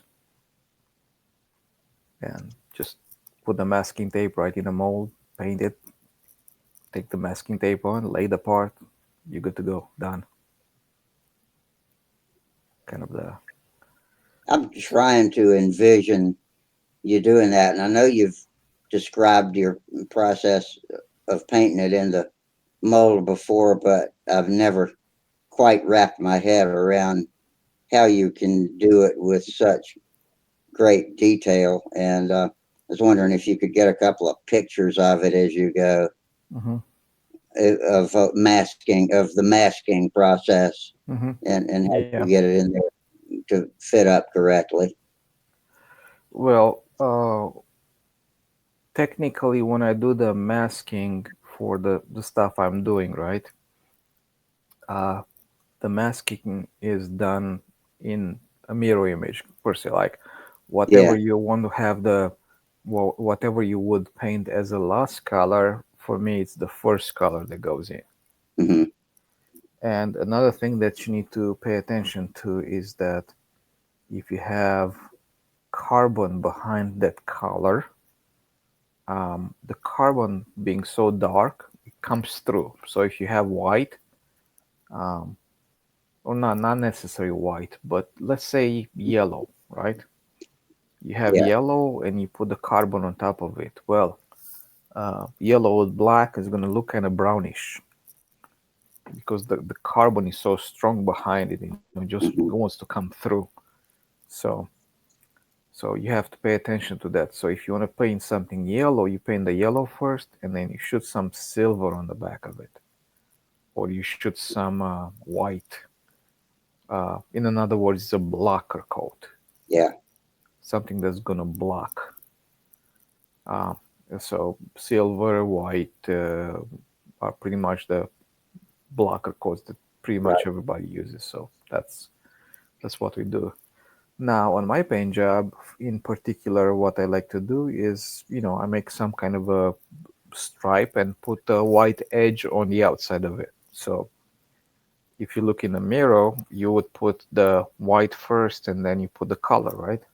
Hmm. Now, because of I'm doing something different, just I'm putting the color first, and then as soon as I shoot the color, I remove the masking tape. So now I'm gonna have the color and some kind of an edge around it, right? And then after that, what I do, I shoot the white color. So it acts as a blocker behind the color and also acts as the white edge on the outside. And that's it. Just the rest, the painting is just like you would do with a vinyl cut, like Sparky would probably do something like that. Yeah. So if It's you kind of have like it'd be like painting a Lexan body for an RC car. yeah, similar to that, yes. Painting the inside of the car, you paint your first color last and your last color first. Yes, exactly that. Yeah. So yeah, we had some issues because in the past I tried to do it with the rattle can paint, and the rattle can paint has a different formulation and would attack the release agent and will make a mess. Yeah. Now, if I want to have like a plane that's the whole plane is color, whatever color, right? You can definitely shoot that over the PVA as a one color plane kind of thing.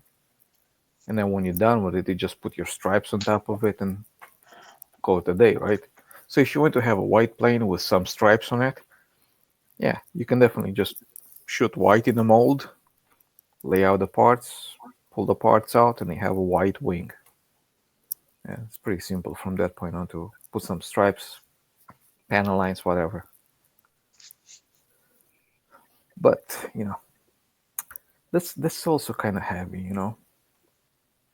So since the carbon looks so beautiful, there's no sense of covering it. So I think the best bang for the buck is just to make some stripes,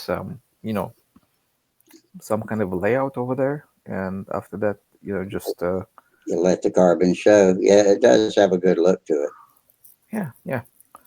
Especially it's like if you have a nice finish to it, and we just learned how to make a nice finish to it too. So that's,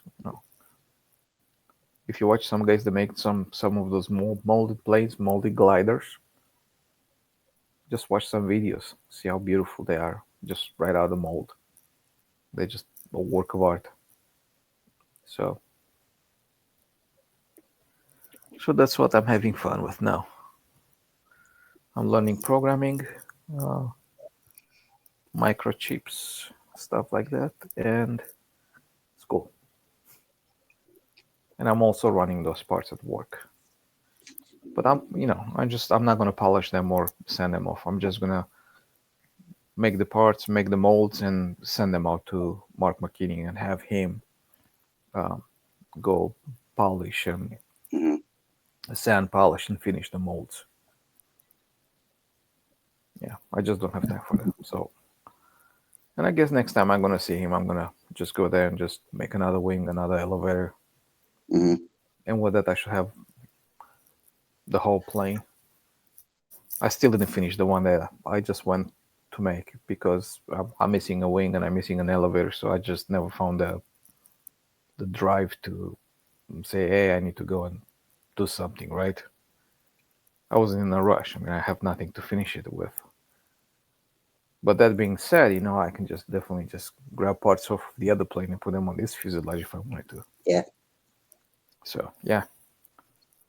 Anyways, so I think, we also find another cool thing about it. It's like once you make a mold, you can put anything inside of it, like I said earlier. So you can refine it constantly. So you make one, it's like, wish I had this or that or something like that. The next one you make it slightly different. And they get just better and better. So one of the things on the fuselage, for example, on the we are thinking in the future to make the center section wider in the layout that I had on the center section, which is carbon with foam and fiberglass. It's like a sandwich, right? And that's lighter. That's much lighter than the 200-gram carbon cloth with the 30-gram carbon cloth on the exterior, which we use right now. So by making that carbon with carbon section a lot smaller and make this other section a lot wider, you save some weight and you increase the strength too, because that sandwich material is a lot stiffer. I mean, it's not like it's the thickness that gives it the stiffness, not the strength of material. So we can even save some weight over there. But I mean, like, we definitely have the door open for a plane that is, probably 55 ounces, 54, 55 ounces at 710 square inches. So, I mean, it's just featherweight. Who's that up there? Steve McBride? Hello. Hello. Hey, Steve. Hey, everyone. How's everyone? We're pretty good. Hey, What's up? You still wearing your work clothes, I see. Yep. Yeah, winding down the day. How's everything in Las Vegas? It's getting really good. It's really close to the contest, so it's really good. Not too bad. Weather's nice. Weather's real nice, really flyable. And doing a lot of preparation for this week for the contest. This weekend's coming up for the contest, so get your entries in. Are you gonna fly a new plane? My new plane, yeah. The one with my new plane. What was that? The like a Patriot. The Patriot, yes. That's a pretty plane. Yeah, I'm flying the new Patriot. Yeah. How do you like it? I really like it. I really like it. It's sharp. Mm-hmm. It moves. It turns on the dime. It does a nice sharp corner. and it's very reactive, very responsive. Mm-hmm. Cool. Cool. That's great. That's great. It tracks real smooth. Mm-hmm. Yep. Yep. Yeah. Um,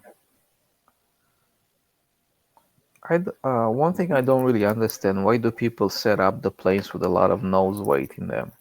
Just because it seems like a lot of people are just prefer the very nose heavy setup for, I always start my trimming process a little bit nose heavy and then work back just to be safe on the first flight. But after that, knowing where it grooves, I end up moving the CG back almost immediately. yeah, One of the first things I do once I know the wings are level. yeah. Yeah, I see so many comments everywhere. They say, "Oh, it was turning too fast, so I had some nose weight." Now, why would you do that? I mean, if the plane is tracking, why would you add nose weight? It doesn't make any sense. Just close the handle spacing and to get your flying style. It just makes more sense to me. But Now, there's no good reason to once you get within a safe boundary to where it's balanced so that it grooves and doesn't hunt. yeah, So I don't know why people are recommending nose weight. yeah. I mean, Nose weight, the plane tracks more like a scale ship. It'll just stay more level and keep continuously tracking. Mm-hmm. With more nose But weight. if it's tracking already, why do you add nose Why weight? change it? Exactly. But if it's tracking okay and you're not having any problems tracking it, why add more to it? Yeah. So this is the issue I have with it, because the comments are like, plane is flying fine, it's tracking, but it's too feisty for my flying style. So I'm adding nose weight. Narrow the handle spacing. Yeah. Yeah. I mean, it's just like, because the more forward the nose weight, the CG is, right? Make adjustments to your controls to make the plane fly for you. Yeah. Yeah, but I think if the plane is tracking, is no sense in adding nose weight because it's turning too fast. Close the handle spacing a little bit, and you get the best out of your plane, because um, the uh, as the CG moves back, you have very little deflection on your control surfaces, so you have very good energy retention, right? Plane will turn or to get out of the corner with a lot of speed out of it, so it's just very easy to fly to the next corner and do it over and over again, right? As you move the CG forward, you have more and more deflection, have like a air brake. So and you have to you're turning, you're slowing it out too much, and then now you're struggling to climb or go to the next corner, and next thing that you know, you have an RC plane. Why? Because you move the CG forward because it's turning too fast. I mean, it doesn't make sense. If you got it trimmed right, it should be relaxing to fly easily through the turns. If you have to lug it through the turns, then that's no fun at all.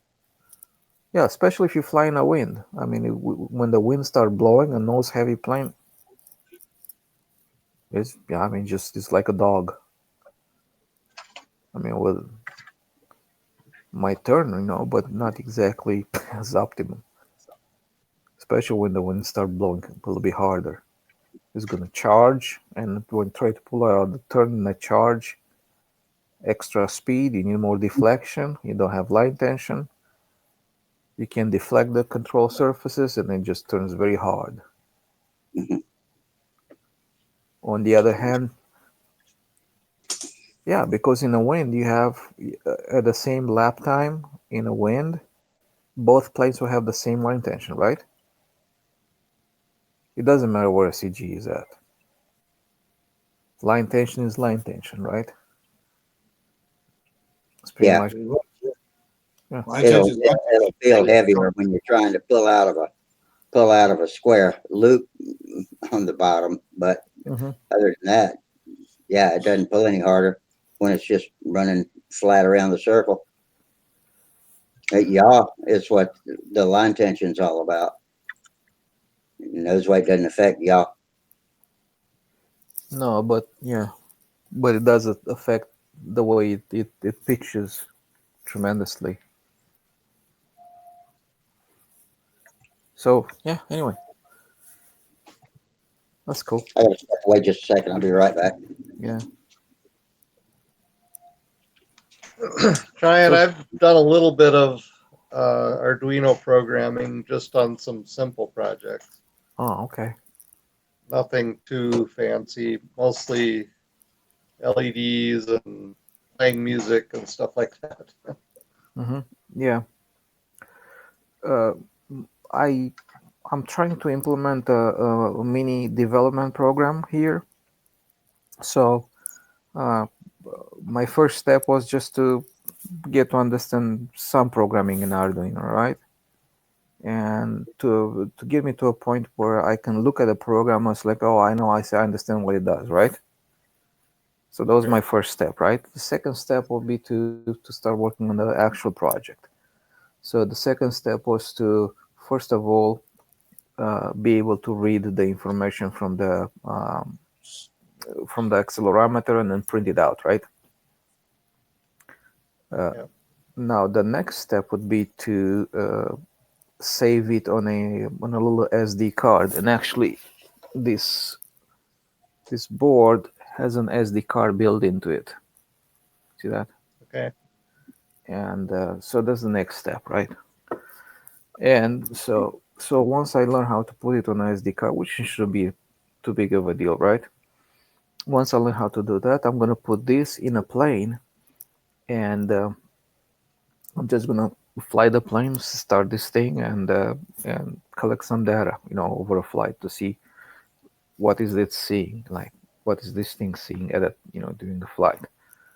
Does the data match what I'm envisioning, right? So I have some ideas of what's gonna work, how is it gonna work, how I'm gonna identify certain things, right? Based on the X, Y, and Z direction, accelerations, or gyro readings. So that'll be the next thing, to look at the data, and I'm expecting to see this. What am I actually seeing? And I'm sure it's going to vary a little bit, right? Or maybe it's going to vary a whole lot. I just have to figure it out, right? So once I figure out what the data is, then I'm going to work on a program, right?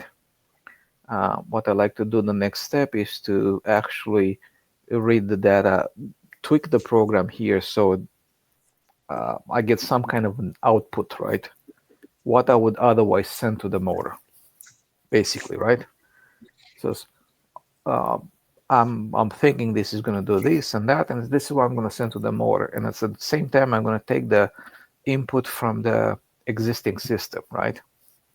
So at that point, I can see what I'm collecting with the sensor, right?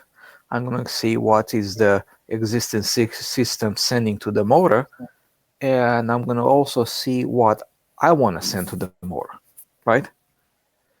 So now I have a comparison side by side. Okay, this is the wing over, this is the spot, this is what the existing system is sending, this is what I'm sending. And if I'm really, really close to, what the existing system is, at that point, probably the next step would be to actually use my system and make the transition to my system, because I know the output from my system matches very closely what I have right now. So it's going to be a safe flight, basically. At which point, after that, I just have to tweak some stuff. So, Are you able to read the accelerometer now, those values, or yes. haven't you gotten to that point yet? You Yeah. can read those? Okay. Yeah. Through the serial on the screen? Yes. Okay. Yeah, I mean, all the way up to that part is done, yeah. And the logic is going to be something like the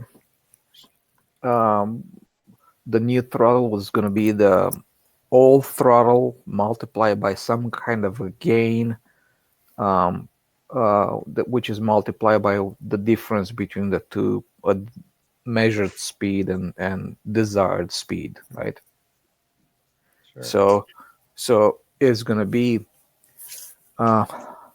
my goal is to, like some accelerometers put like to target throttle, what kind of throttle you want to have as an output, right?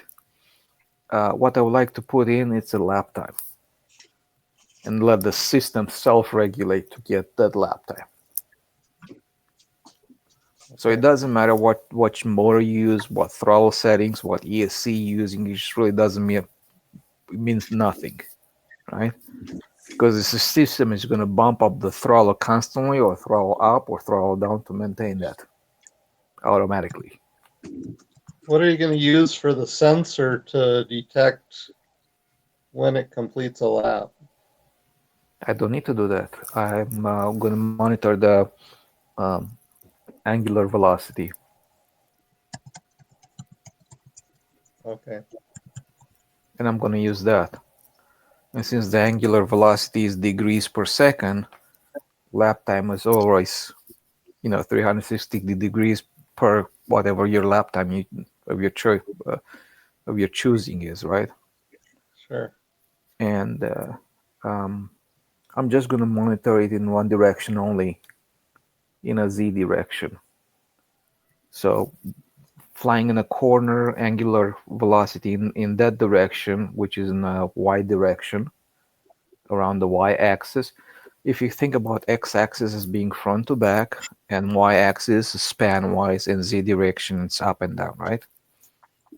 Yeah. So you have rotation about the Z direction, which is basically rotates around the center, right?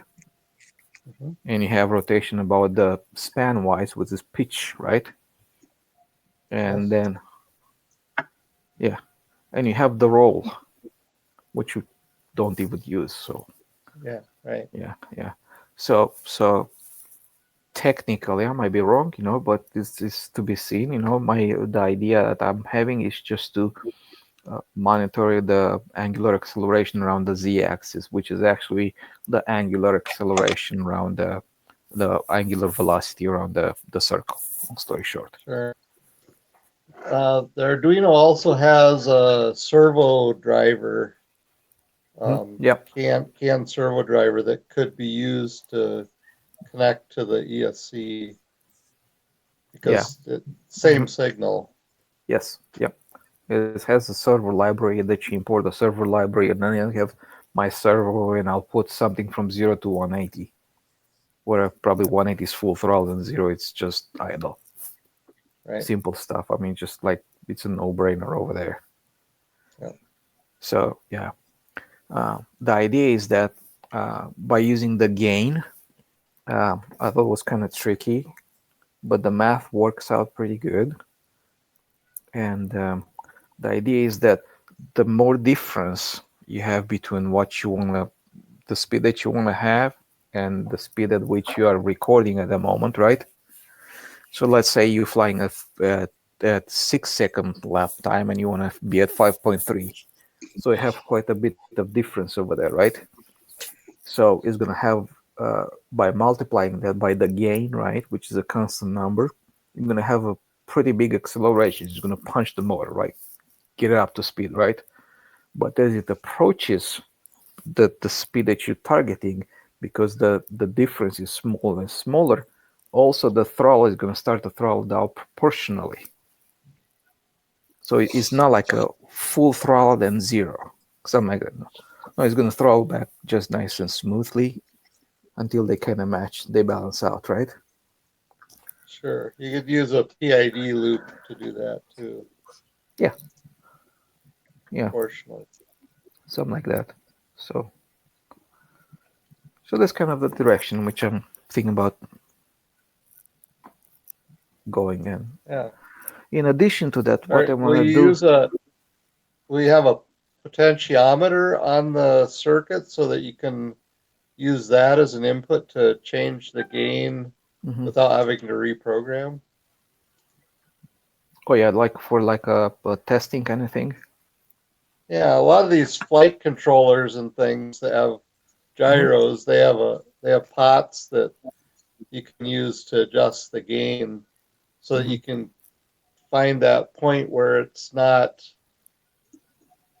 continually seeking or over Mhm. where there's not too much gain. Because if you That's- get too much gain, it'll keep seeking and it But won't. no, it's not true. It's not true Unstable. because think about as it doesn't matter what the gain is, right? Was the where the gain is like at the beginning, right? When you're chasing and you're getting to the actual speed that you're targeting, right? So so a very high number is gonna have a lot of power, right? Because it's gonna say, hey, the throttle has to be, add a huge number to the throttle, right? Basically, right? But as you approach the target, because the difference in what you desire and what you get, right, it's so close, then even if you take the little tiny number and you multiply it by the gain, is the throttle is proportionally less and less as you approach. So you might get a change of 100 initially, right, and then you get a change of 30 after that, then you get Yeah, a it's change less the of closer you 10. get. Yeah, because it's coming down, right? So it's not an abrupt, it's a smooth transition. Okay. Now the problem with that is that mathematically, you have this line that you're chasing, right? And mathematically you never touch the line, right? Because you're always chasing it, you're always close to it, but you're never touching it, right? At which point, that's where I want to put a little offset into it so I can just bump it. So it gets in a range of, say, within 1% or 2% of the, of where I want to be. So, yeah, that's kind of the direction. Now, in addition to that, what I would like to do, and actually I'm already writing some, uh, doing some preparation, doing some hard calculations without that doing an actual flight, to see what I anticipate and what I'll probably see, right? And I want to do some modifications for the upline when you pull up, when you go straight up, wing over, and or when you go in a triangle or the hourglass, that upline. And I also want to do some modification from when I come down from a wing over, and also in a inverted dive from the triangle or the hourglass, right? So the idea over there in a program which I want to implement is that you can select, like, say you want to fly like we fly, like in our definitions, like you fly at 45 degrees, 60 degrees, 30 degrees elevation or something like that. So the math will calculate that angle. So whatever you set, this is like a user kind of input, right? So you can set the angle elevation at which you want to start to do the transition and how much transition you want to have. So it's going to come down until it hits that angle, right? And at that point, it's going to have another modifier in which it's going to modify this desired speed by bringing it down or bringing it up as you climb. So you have an extra power when you pull up in a wing over, but as you come down on the other side, say at 30 degrees, I want to slow down by 20% till I come down, right? So it's gonna take the lap time from 5.3, 20% slower by the time when I hit the bottom, right? So you can hit the brakes, go real slow, and then carve that turn. Now you're in a different kind of parameters, and now it goes back to 5.3 lap time. And then as you pull up, you get that extra 20% extra throttle from what you actually want up to the 30 degrees again. And then from you get 20% back. That 20% is gonna taper down until you get to about 30 degrees, and from that on, it just stays there. So you can just go overhead, and it's going to be fun. Because I want to control those. I want it. I want that control, right? I want to have that precise control, and I want to have that precise control. And the door is open to do anything with it. Like, for example, when you fly inverted, if I see if the timer sees that you went 5.3 seconds, you went a whole lap inverted, it can give an automatic throw up, go to a 5-second lap time once in your inverted flight. Just let it fly, let it move, right? So you have nice orientation, nice and solid, and you can lock it in and just plow through it, whatever you fly through. If it's a windy weather, you can adjust for that too. So that's kind of the method to my madness, what I want to achieve. Am I gonna do it? I don't know. It's sure fun to try. Sure.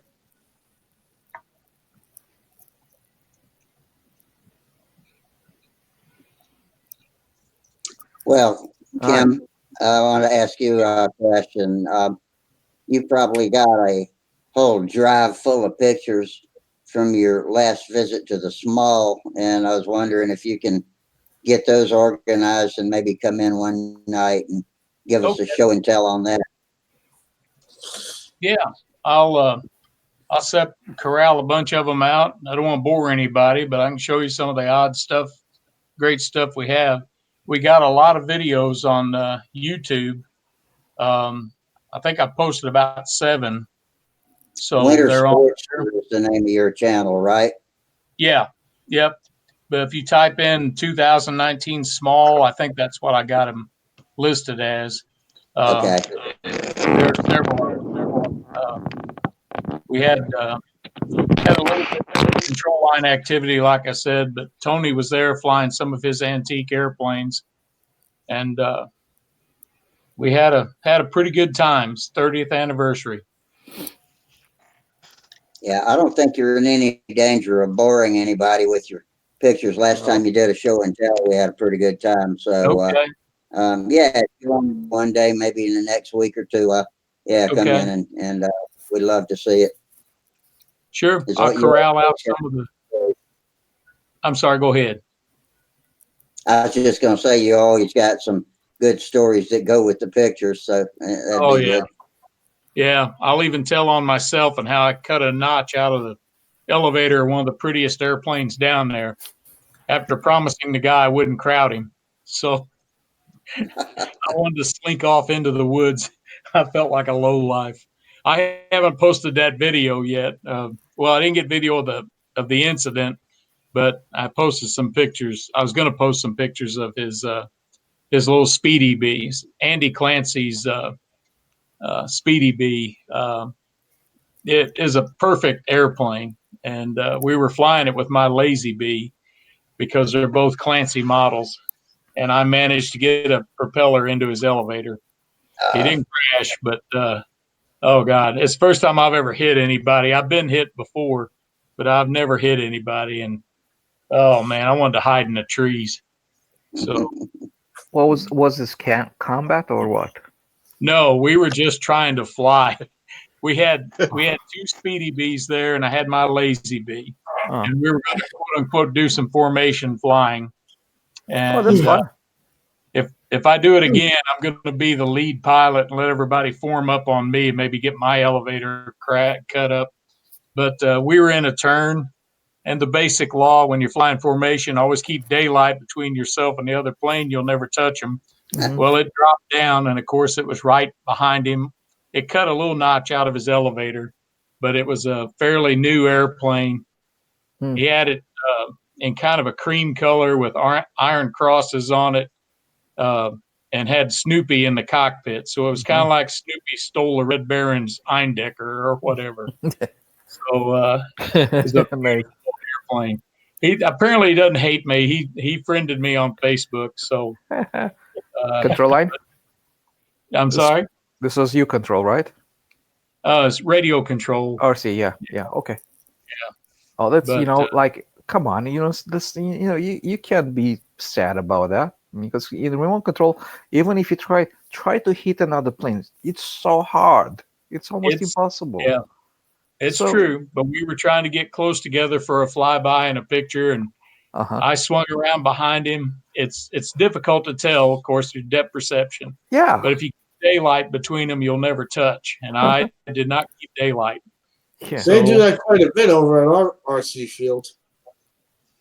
I'm sorry? They do that quite a bit over here at Bennett Field, where they fly RC over there. They get quite a few collisions and head-on collisions out there.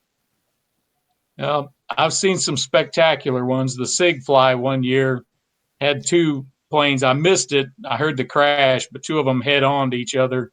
The poor guys were out there looking for batteries and parts in the high weeds. But anyway, Wow. we may try it next year, but everybody can follow me. I'm not following anybody. Speaking of depth perception, I was doing my second or third flight with an RC plane. It was a trainer, right? So before that, I flew, obviously I knew how to fly control line pattern and stuff like that. So for me, elevation was very well and done. So I said, if I'm careful with the aileron, I should be fine, right? Which I was. So I made this very, very long approach back to the field. I didn't want to overdo it or something like that. So I was coming in straight in on the field, just came straight, right? And I said, okay, I passed the tree line, so I cut the throttle and I allowed the plane to glide in. So the plane starts to glide in, glides, and all of a sudden it disappears. I'm going like, As soon as it disappears, I hear, bam! Son of a gun, right? So I'm going over there. I was at the tree, right? He was in a tree, nicely. And I was like that. The branches was like this. The plane went right in between the branches, and the wings were like right there. Nice big fat notch on the leading edge of both wings, right?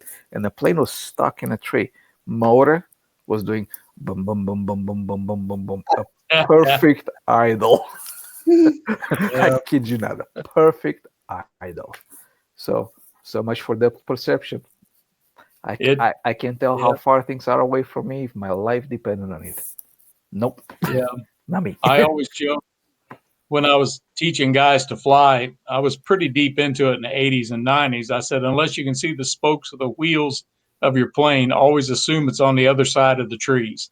You don't want to ever use your depth perception or flag poles. It's amazing how an RC plane, like you said, if you intended to hit something, you would miss it all day.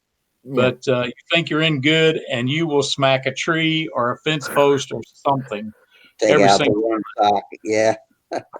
Yeah. Either way, you cannot rely on your depth perception.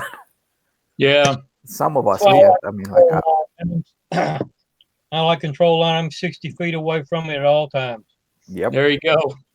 Well, mine aren't always 60 feet away. You know when it hits the ground where it is. You don't have to go out in the woods and find it. I don't have to go very far. Yeah. Sometimes they come into the circle after you. It's still easy to find them. So, the guys out here, when they crash in the woods, they got to go out there and hunt for it.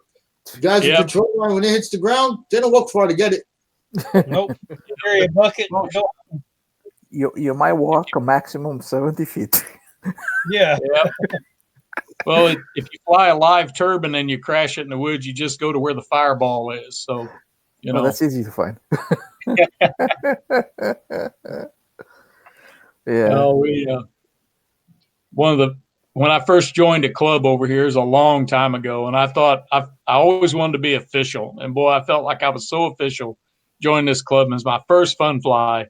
My Uncle Wayne got me started flying control line planes back in the late 60s, and we had kind of transitioned to radio control for a while. I was telling him how these guys, this is a professional club, and they get it together. We came over for the fun fly, and 2 guys flew into each other. Where they had a limbo event where you're supposed to fly under a ribbon, and the guy comes tearing down the runway and tries to dip under the ribbon and plows it into the ground. another guy came down on the back side of the tree line and his plane made it through the tree line and just left its wings behind. And this missile came out into the field. And my Uncle Wayne's looking at me, and I'm kind of wanting to slide under the van, you know. And so Laughing your butt off, right? yeah, it was an eye-opening experience, and it always seemed like the guys that talked the biggest crashed the biggest too. We had several guys. It was something. Yeah, some of those guys can fly with their life depending on it. I mean, Yeah. I swear to God, you know, just you see the stuff that they do, and I'm like, what are you guys thinking? Yeah. We can grease a landing anytime, and with the Oh, wind yeah. in the front, wind behind, we adjust for it, and it's just beautiful. It just plane comes down nicely, right? And they, I mean, Yeah. you see them, they come super high and they just put their nose down to bring it down. So they gain so much energy and speed. And then like, oh my God. Yeah. I don't know if Rusty can put it up. I've actually got a photo handy of me and my navigator at that first fun fly. And can you do that, Rusty, if I click on it, or how does that work? If you want to, you're talking about screen sharing a picture that you've got on your computer? Yeah. If we can do it, if it ain't a lot of trouble, ain't a big deal. So, you know, if you look down at the bottom left of your video screen, if you hover your mouse down there, you get a little picture of a hand, and to the left of it is a monitor. If you click that, yeah, the screen sharing thing comes up. Okay. So if you open that picture, first, before you do that, go off and open your picture so that it's open in your, whatever your favorite picture viewer is. And then you can, I'll talk you through screen sharing it through that. So open the picture first, and then click on that little picture of a monitor. I think that's what that is.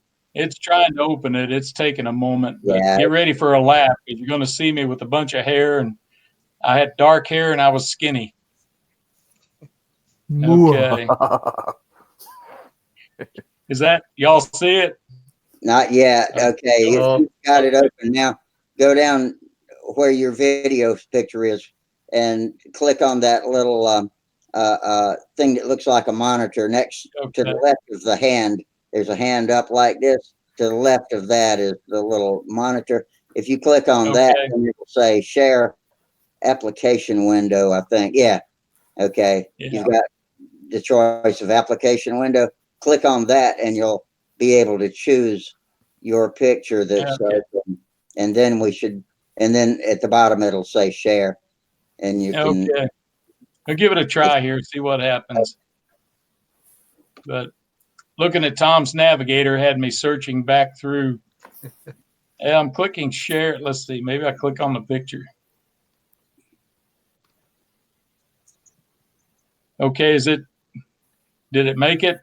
Here it comes. Hang on. Yeah. Hey, coming. Yeah, there it is. Oh my God. Yeah, I've seen that picture before. I know. Yeah, check out how skinny I was.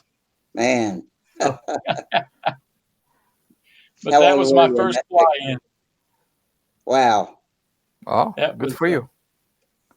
That was winter in 1977. We had a fairly nice day. It was cold, but the sun was out. So, but that's my old navigator. Mm-hmm. Wow, look at it. It looks like a one of those seaplanes. Yeah, it's Tom has a navigator behind him there at the behind in his shop, and we were talking about that earlier. So yeah, there it is. It's showing a full size picture of. Oh, there we go. Yeah, I messed it up. Yeah, you're still in. Oh, okay. The Navigator was my first proportional radio controlled plane. I had a mini Mambo in the years before that, and I chased it more than I flew it. But had a Cox 09 medallion engine powering it. Is that what out kind at of radio did you have? airport? I had an EK Logitrol Champion 5 channel, which was heavier than hell. And the plane never flew off of water, but it was just a pasture plane. Mm-hmm. But I had a lot of fun with it. Is that the one you said you set it in water the first time and it sank up to the windows? Yeah. Yeah. I did a float. I was real naive about that stuff. It was designed for like a single channel. Of course, now you could put anything you want in them because they're so light. But there was barely room for those big, what at the time they were considered small servos, but they were still monsters. And but I got it to fly, and it still survives. I'm trying to. This is what it looked like years later. But it looks better now. Yeah, you And got I some wanna use get- out of it. I'm glad you can keep them so long. I get attached to them. My buddy Vince says I marry my airplanes, but my airplanes last a lot longer than my marriages have. So, but that's pretty much as it looks right now. I just got to get around to finishing it. Yeah. Mm-hmm. It's a mood thing. I'm sure you guys know you got to be in a mood, and I haven't been. Oh, I see. But I'll try and get you in the That's it. mood. yeah, I think but that's my toy. there's stop sharing that you can click and it'll bring your face back. Okay. Oh gosh. Oh, good. Yeah, Just take kinda it back to scared the me. pictures. Yeah, no kidding. Take the There we screen go. back to the pictures. Fast. Must be years have cold been up there in cruel. Missouri. You got your plaid wrap on. Yeah, I'm just sitting here like an old guy with a blanket around his shoulders, which is exactly what I am. That's exactly who you're with. Yep. Yep. It's not bad company. But it could be a lot better, right? Yeah, It'd be a lot worse. I really got no complaints. If you could see some of the guys I have to squash that come over on the YouTube chat box, you'd know it could be a lot worse. Oh, okay. Yeah. Yeah. I think that's part of what we're here for, is to encourage each other to get our projects done, right? Yeah. This is Yeah. like sitting around out at the field yakking about airplanes, only doing it from the comfort of our own homes. So, Yep. Well, the key for me is to pick out a project and finish it, and not start another project and then start another project and I have all these skeletons laying yeah, around the shop. I do the same thing. I start projects and then talk about them for Yeah. ever and never get them finished. And Well, I'm always putting progress reports on the forum and on Facebook. And when one actually flies, it is time for a celebration in a big it's a way. monumental moment. Yeah. Yeah. But, Did you ever see this? Oh, Kim hadn't seen that, I bet. what? My screen went off. What? That's one of his molded fuselages. Oh, it's beautiful. Oh, look at that. That finish, the design is molded into it. Yeah. The checkerboard. Yeah, it's called Extreme. Oh man. It Oh, comes- make me feel like more of a hillbilly than I already do. Wow. Trey's got some high-tech building methods going on here. Looks like it doesn't weigh anything, huh? Oh. Oh, look at that. I mean, this piece is about 30. I think it's 36-inch long Okay. or 32-inch long. It weighs 200 grams. Wow. Man. And I'm like a caveman staring at fire. I'll tell you. That's beautiful. So that Revolutions is pretty much your prototype, isn't it? For your molding, that was your first real experiment that came together into a full-blown airplane, isn't it? The Revolution. No, That's not. Okay. no. It was the first one I knew about. Yes, yeah. I'll show you something. You can just take this off because I'll give me a few minutes, okay? Okay. And Trey does some amazing stuff. You ought to see, if you've missed any of the past shows, you could try to find it in the reruns, but his control systems are all machined out of aluminum with adjustable parts, and he can adjust any ratio between the elevator and the flaps, and any sort of sensitivity he wants, and it's just amazing what he can put together. And it's all molded, beautiful equipment. He's truly searching for perfection. If you heard him talking about his engine control a while ago, and so it'll probably be a never-ending search, but he'll probably be building some of the best ships there are. Does he market these, or are these all for his own use? This is all for his own. This is all for his own use. Just his chase for this is his hobby, his chase for perfection. So well, he flies a pretty nice pattern too. I bet. I'm just working up to do a clover leaf. I may have a crazy celebration when that happens. The clover leaf is actually not the hardest stunt, but when you first try it, you can get lost in it if you forget where you are. I did one the very first time I tried, but I can't do a square 8. No. That's my favorite stunt of all is the square 8. And I can't that as good as others, but I've had to rebuild my plane 3 times because of that damn maneuver. Is that okay, what are we looking at? Is that a hand launch? Yep. Glider? This is a cool. DLG. Yeah. This is the canopy here.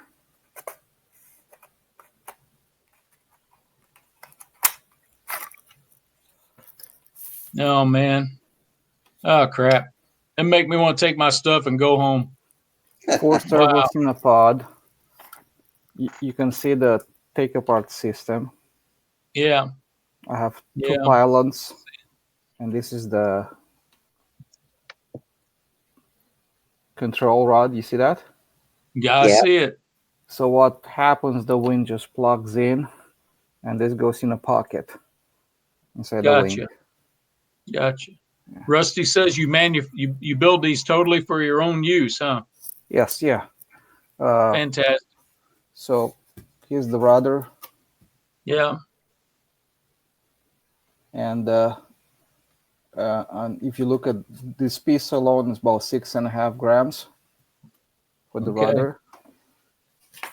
The elevator, it's about 6.5 grams as well. Actually, it's probably less than that, but you know, it's beautiful. It's all flying.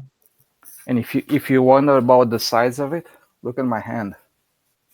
Yeah. Yep. So if you put your hands together like this, it's about that's about the surface of a whole thing. 6 grams. Fantastic.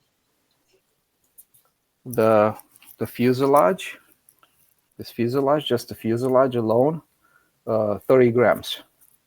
That's fantastic. For the whole thing, and it's just this like 40 inches long.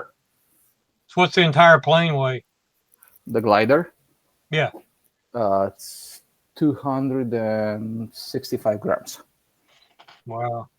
Radio and everything. Wow. And the piece de resistance. This is the wing. All right. Yep, man. That's fantastic. I can't even, that's so far out of my league, I can't even imagine it. Well, you can probably do it, but it takes a lot of, what can I say? You know, it's going to take some graphic design knowledge. Focus. Brains.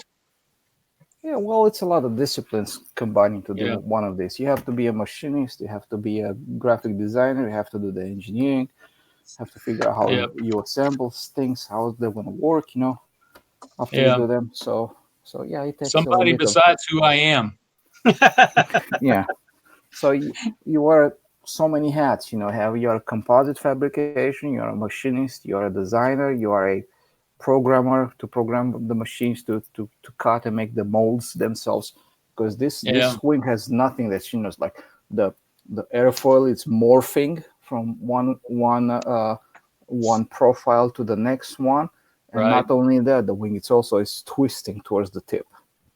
Okay. So Got to have some washout.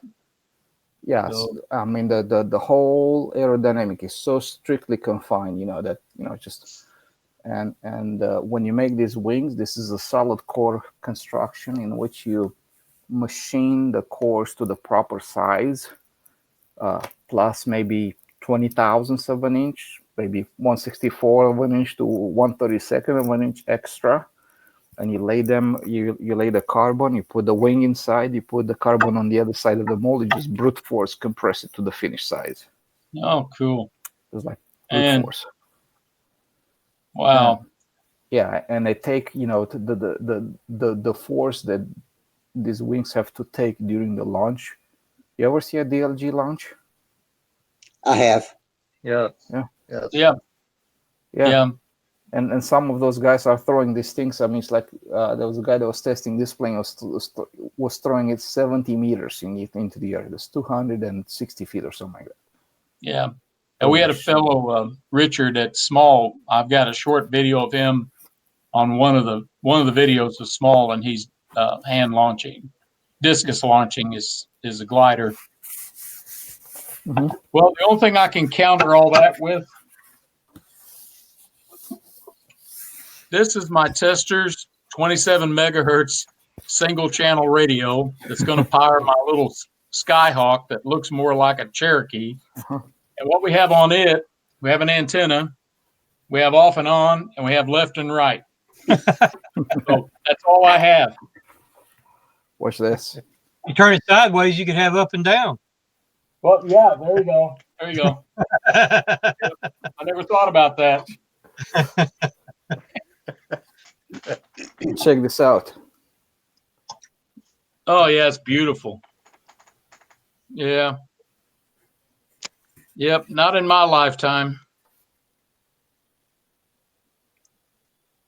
Man, that is something. So this is the kind So of are there finish. two molds, one for the left and one for the right wing? Yeah. Of course, yeah. And you have it has a Kevlar hinge in here. See that? Oh, man.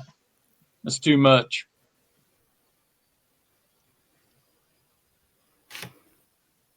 Oh, shoot.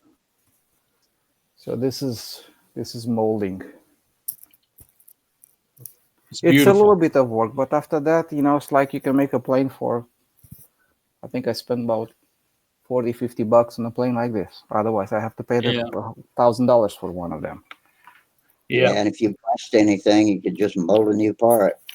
Yeah. That's the biggest advantage. This is the biggest advantage. And even if you think further than that, it's just like maybe you want to have something that's a little bit different. If you want to have a plane for the wind, just building a little bit stronger, just put a little bit more material into it. Or you want to have a beater plane just to go out training. You don't care about painting or anything like this. So just not even the materials for all you care. Or you want to try something new. I'm going to try some new flying style and go nuts, right? So you don't care if you plow one in a ground. That's fantastic. I mean, think about it. It's like I spend one day to cut the materials, right? And I spend another whole day to put everything in a mold. And I spend another day to close all the molds. And in the next day, I'm pulling the parts out. Well, guess what? I have a plane in day 4. That's great. I mean, and assuming, you don't do any painting and you don't care about a whole lot of stuff, right? But it's a serious plane, right? So that's fantastic. Anyways, yeah. All right, so I bored you guys to death. No, Charlie. Guys, it's late. I gotta get up in the morning, so it was good to be back on here. I'll see y'all again some other time. Yeah, take All right, care. thank you. We'll see you later. Yeah, I think it's about time to wrap up pretty soon. Yeah. Yeah. After midnight. Yeah, sorry, I kind of stole the show here, but That's That was okay. great. I'll run you off if you get too boring, Troy. yeah, sorry. I love hearing about I love hearing about your experiments. I mean, and I'm glad somebody's thinking about it as hard as you are. It's a whole new level of Yeah, it's thinking great. about flying control line. Something that sounds as simple as all that, and there's so much that can be done to perfect it. Yeah. Yeah, of course. I mean, Yep. it's like once you have the molds, I mean, there's so many variations that you can do to this one thing. I mean, it's just like it's unbelievable. I mean, just anything you can do. Just you can even think about all the way back to the Wendy's videos, right? When he first started, with like some carbon fiber and then Nomex and put some fiberglass on the inside, and that wing was just very strong but very heavy. So then he moved to fiberglass with balsa on fiberglass, and that's when Midgley was flying the Carnivore and stuff like that. So, Yeah. but I think they kind of also at the time the glider guys were flying the kind of the same thing with fiberglass and yeah, they were flying with fiberglass and fiberglass balsa sandwich. Fiberglass. It's just fiberglass balsa fiberglass sandwiches. And after that, they came in with the foam course, and I started to make the foam course instead of balsa. They started to use the foam, and they got a lot lighter. And you watch them having like a 4-meter wingspan plane that weighs like 50 ounces or something like that. Some insane little weight, right? Just imagine a plane 4 meters. I mean, that's Yeah, 18 feet long. I mean, that's huge. yeah. And they weigh 54 ounces. Hmm. It's like the technology and the stuff that you put in there. I mean, like, I think we're building them heavy at. I mean, I'll, we can make our planes probably in low 50s. I think we can make a 53-ounce plane. Realistically, a 53-ounce. Can you imagine a 53-ounce plane at over 700 square inches? That's wing loading to spare, to say the least. Yeah, I mean, just like it's super light, but I have a lot of more wing area. So, anyways, but it's well, different philosophies. Everybody with their own philosophies, right? That's right. So that's that. I'll shut up. Talk too Mhm. much. Well, on that note, thanks for visiting, guys. Had a good show You bet. tonight. Appreciate y'all coming in and entertaining me. Yeah. And we'll come back and do it again Monday. And all YouTubers out there gave me some donations tonight. Thanks for that.